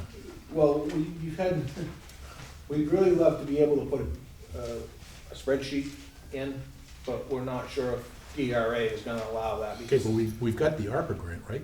Yeah. So should that not be in here? it is. The amount in the warrant article, can you say? It's not. It's not in the warrant It's article. not offsetting the words. It's on the spreadsheet, but it's not in the Yes. wording. Can we put that, I mean, I think you're right. No, yes, it has to be. If I'm expecting a revenue in that isn't from taxation, I would have to have an offsetting revenue there, and it's not in the words up there. Okay. I mean, it does leave it because it says, other, right, established to allow, to accept Others. such monies as become available, so they're saying that they could get more, but if you know you already got 199,000, yes, it should be an offsetting revenue in the warrant article. And does that also, the state revolving fund, is that a maybe, or is that, No, we will get that, but we don't know when the loan forgiveness is not a guarantee. But we will get the SRF funding. so that should also be in the wording? They do not want the loan forgiveness in the word. Okay, so the ARPA grant can be, but the SRF cannot. Is that what I'm hearing? Well, SRF is, but it does not include the loan forgiveness, because, again, it's not guaranteed, and the state wants that removed. Okay. But the ARPA grant can go in. So it would be like a Awarded. $430,000 warrant article with a grant of $199,000 Right. and the rest. Plus other monies that yada, yada, yada. Yeah. Okay, Yeah. great. Okay, we all set? Let's move on. Mill Street Pump Station, this is $1,800,000 in bonds. We are appropriating 1.68. We've received an ARPA grant in the amount of $672,000 for this project. So it's really, this project needs to go forward. Well, same issue, Same thing this year. same Yeah. issue here. ARPA Yes. grant, if we've got it, let's put it in the wording. Yeah, exactly. Any other questions on Mill Street? Okay, let's move on. Water treatment plant, and system upgrades, $1,470,000. We've received an ARPA grant in the amount of $735,000 for this. This would be funds that would be on the users, not the tax rate. So we just put a statement like on the bottom of this one on the other ones? Yep.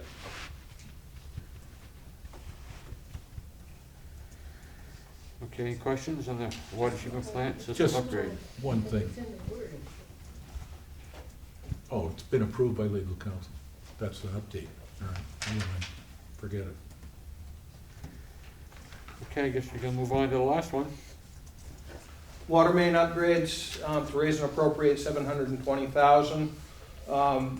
To evaluate, design, permit replacement of any existing lead or galvanized service connections within the water distribution system. We've received an ARPA grant in the amount of $361,305. Therefore, the bond that will be issued for this is $358,695, Funded by the water fund. funded by the water fund. Okay, any questions on that one? Does this mean I get to take out my filters in the basement to keep all the rust from coming up from North Main Street? Is that what that means? Yep, take them all out. We're gonna direct it all to you. And then there's one other one that will be coming in front of you, I'll forward that to you. The Ashmi collective bargaining agreement, that this year, the fire department became part of the Ashmi group. So their wages adjustments were not part of the operating budget, it's part of the warrant article, and I'll get that finalized and sent off to you guys tomorrow.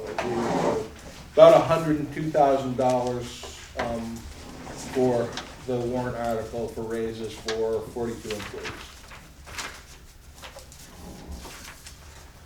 We don't need to make any other corrections in the budget due to the new contract? So, okay.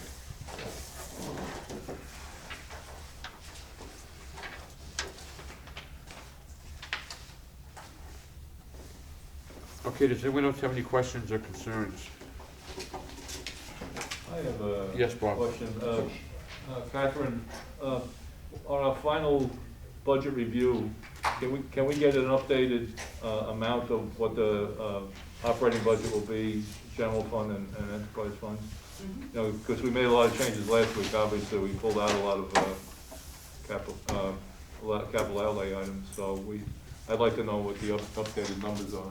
Yep, I've been keeping a tally tonight, if any changes are made. I don't think any financial changes, but yes. So my clarification, is that on the 4th or is that on the 11th? That will be on the Fourth. 4th. And there may be other changes made on the 4th to the town budget. Yep, Okay. yep.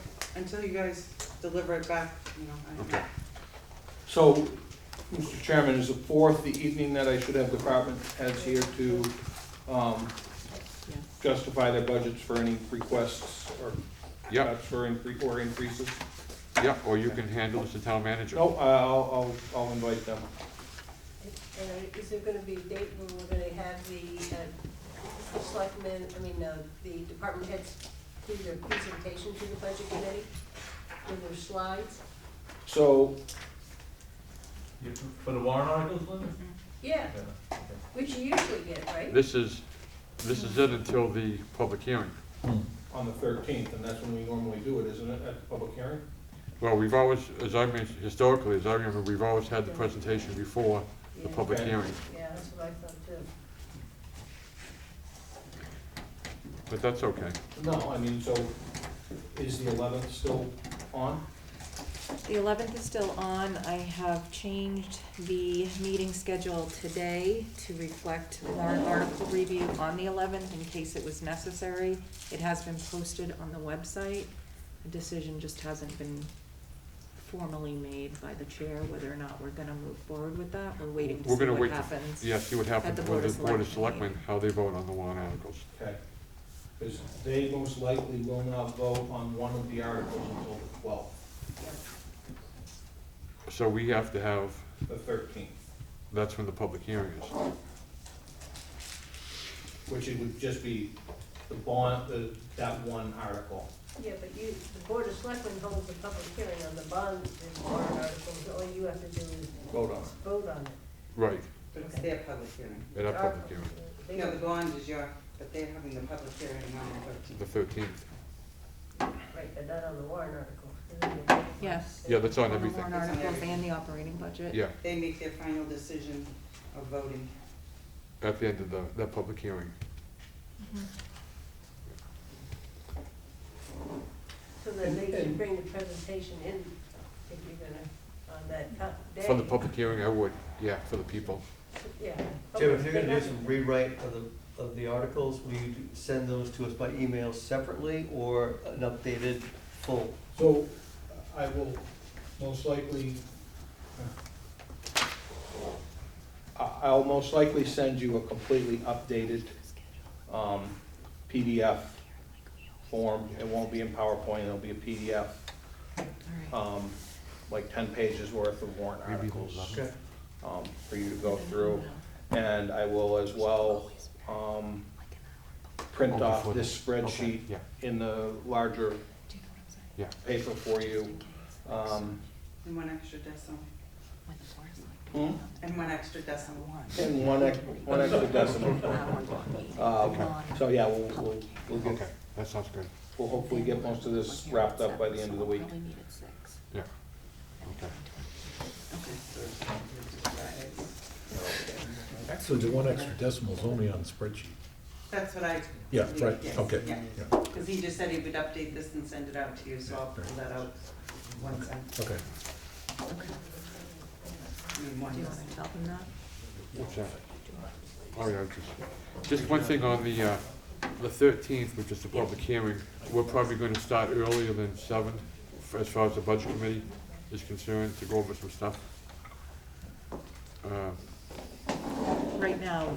Right now it's tentatively 6 o'clock. So on the 13th, we start at 6? Yeah, every year, actually, we've been doing this. Okay. We meet at 6, so we can actually, the committee will be able to address that one warrant article that's the Board of Selectmen address on the 12th. So it's been helpful that we've met actually just as a regular meeting at 6 o'clock. Okay. And then we'll go into our public hearing at 7. and that's at the Great Hall, right? Yeah, Yeah, I'm gonna have to change the time. I'm just gonna have to request Terry and Amy to bump it to 6. And Hmm? is the 17th still the backup day for that public hearing? Because that is a holiday. what's, Holiday for what?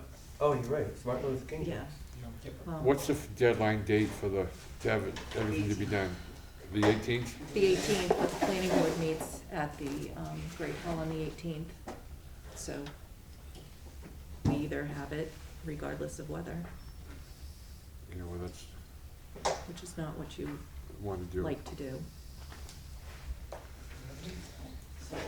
Well, I need to know whether or not I'm canceling that meeting. Again, we've got to have a backup date after the 13th in case there's an issue. Who's meeting on the 18th?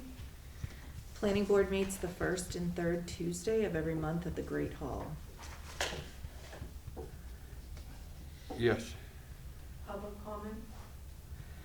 you want to have the planning board meet here and we can work at the Great Hall? Is that what you're asking to do? He said you want to meet here so that we can meet at the Great Hall. One's just as bad as the other. Jeez, and bro. Don't do it on my account. No, it's not No. the ZBA, it's the planning board, Suzanne. Yeah, but she's saying hearing, she was Oh. talking about hearing, it doesn't matter which of the two. Wherever you have it. Well, we can't have it here, it won't be recorded live, and that's what you wanted for the public hearing, Yeah, and I want, so we can't have it here. yeah. Why don't we leave that up to the town manager? Maybe he can make a decision to maybe point the planning board in the direction of having their meeting here rather than at the town hall. I can talk to You Bob. really want me to go and have that conversation with the planning board? Yes, I'm gonna preamble it with Chairman McDonald said. that's fine, that's fine. I would think we could ask for that accommodation. I would hope that in the spirit of friendship and good government, that they would agree to that. You can quote that too, friendship and good government. Thank you, Jim, I appreciate that. As fine as the final budget review, you can have I don't want the town to spend $10,000 on overtime for everyone to come to that.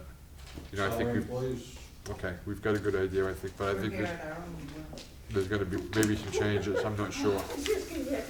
Because I don't know what everyone's thinking.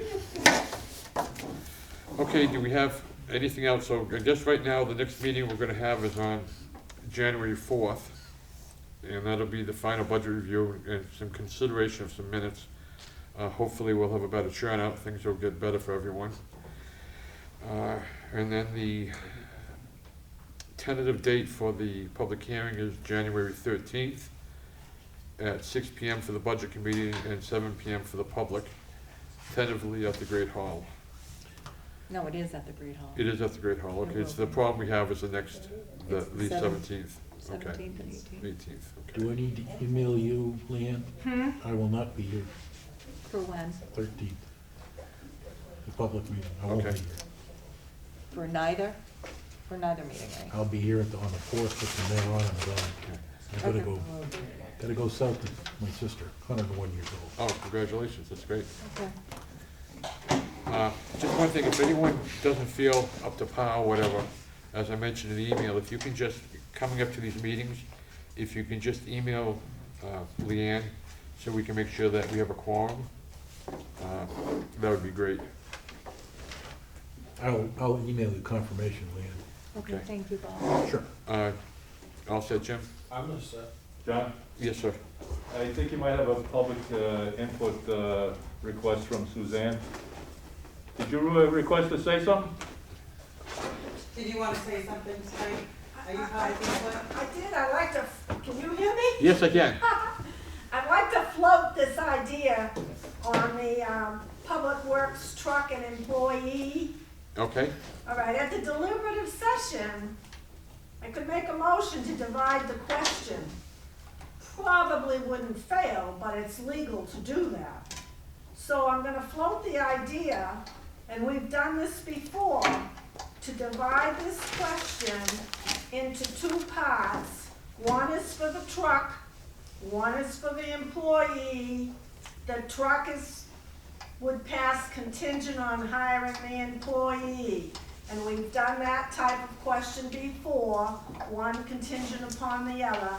And you would say, the hire the employee would come first, and it could be explained that it is for a 6-month position in that warrant article. See if the town would appropriate $39,600 for the hiring of a new employee to the Public Works Division for equipment operator, effective July 22, for a 6-month salary, which would be, so it's spelled out. And then this question is contingent upon the passage of a new truck for $100,000. That's my rough suggestion at the moment. Of course, it can be refined. It's been done, it could be done.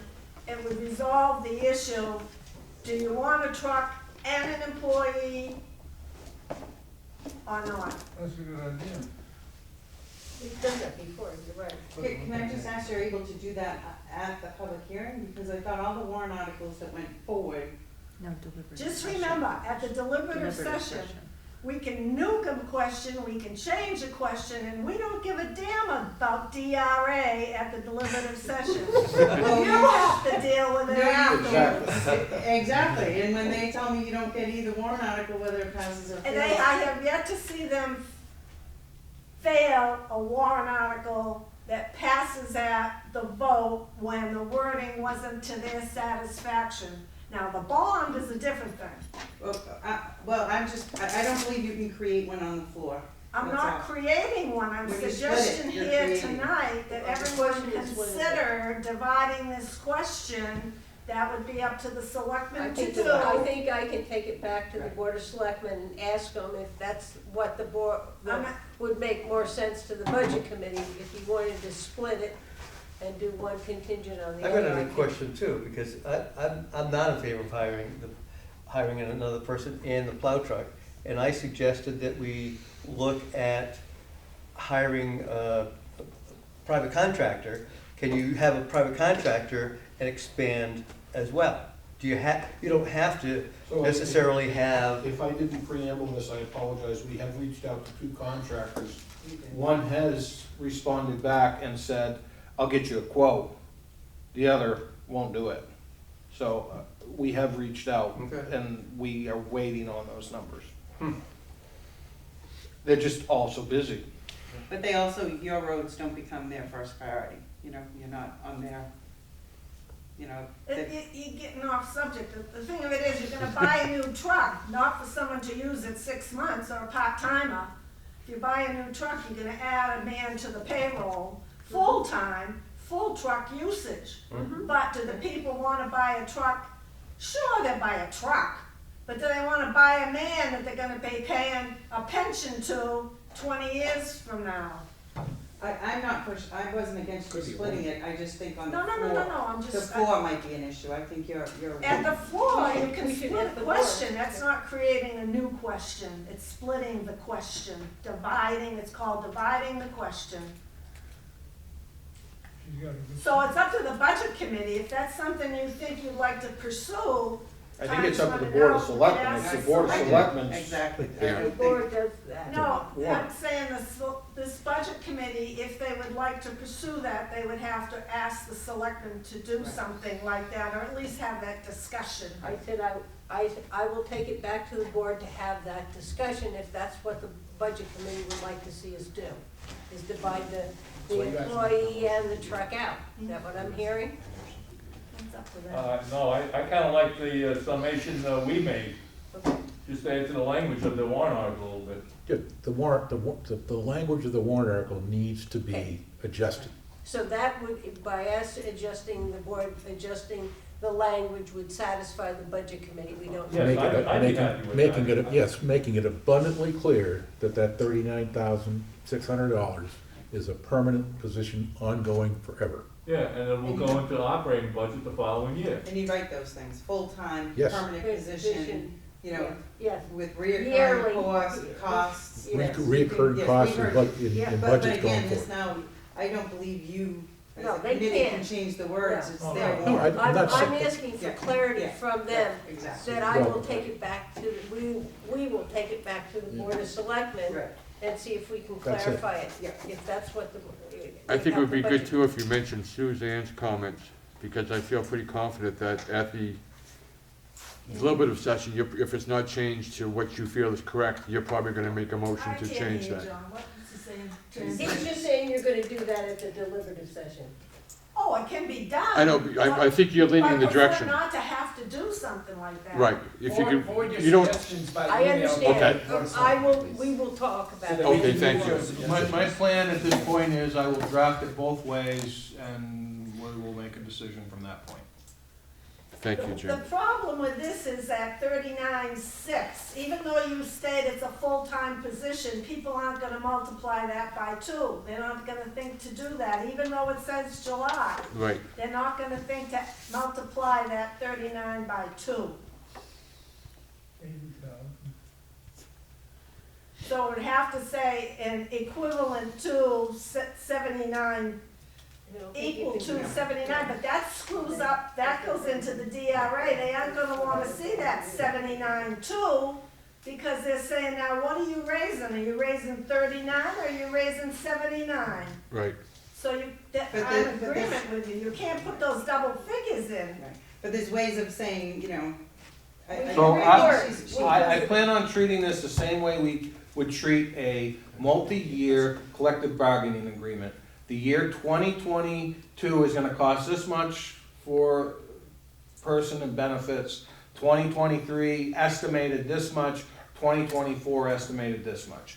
I'll break it out that way, and we'll see if DRA accepts it. We will also break it out, 2 separate warrant articles to make it clear and allow the board to make a decision on the 5th as to which direction they want to head. Okay. That'll work.